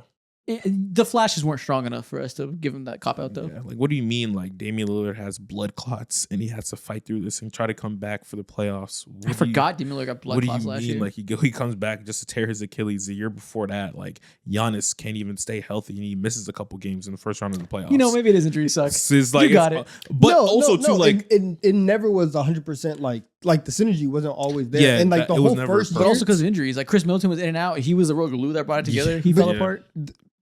kind of for the second year, but even for the first year, one of like the bigger like storylines or whatever was like, yeah, Dame's best games are always whenever Yeah. Giannis is hurt and he's not playing. So they weren't really meshing as it was. Okay, we'll save injuries suck for teams that we think would have won if not for the injuries. I think, yeah, regardless of like them not being on the same page, there's only so much talent that Mhm. you they can't weren't going to win the you know? championship if they stayed healthy. So we're not Yeah. going to give them that top tier. Next one. Russell Westbrook, Paul George, Carmelo Anthony. I wanted this to be so good, so bad. Melo was pretty washed when this happened, but there was a lot of people like Donovan that held out hope that he wasn't washed and could have one more hurrah. But it was pretty clear if you weren't a Melo fan. So bad idea. didn't work. AP, they want me to come off the bench. I remember that, yo. That's just like just bells ringing in my head. Nah, bro, they're disrespecting him. Not put representing the game. We need some shooters. It feels so bad. They were man. disrespecting him. They Yeah. were coming out here, use all these politics. Didn't like it. And that was pre-identity shift before Melo accepted who he was. So he was out there jacking shots. Yeah. he was trying to kill him. Yeah. I mean, they got first rounded by rookie Donovan Yeah. Mitchell. Ricky Rubio had Paul George and Russell Westbrook in hell. Yeah. Bro, they beat him in like five Kick five your games. It was terrible. Hey, Russell Joe took like Ingles- 43 Joe shots or Ingles something had like Paul that. George in a torture chamber. Yeah. He beat him in five. No, they beat him in six. Paul George was like 2 for 14 in Dude, game six. in that game, Russell Westbrook took like 40 fucking shots, 45 shots He just to get to did. damn near 50 or something. Bad like idea that. didn't work. They never should have got Melo. It was bad from the start. Yeah. Was clearly not the answer to what they needed. I love how most of the time we do these tier lists, we have it very top heavy. Mm. These are all failures, so it's real opposite. It's bottom heavy.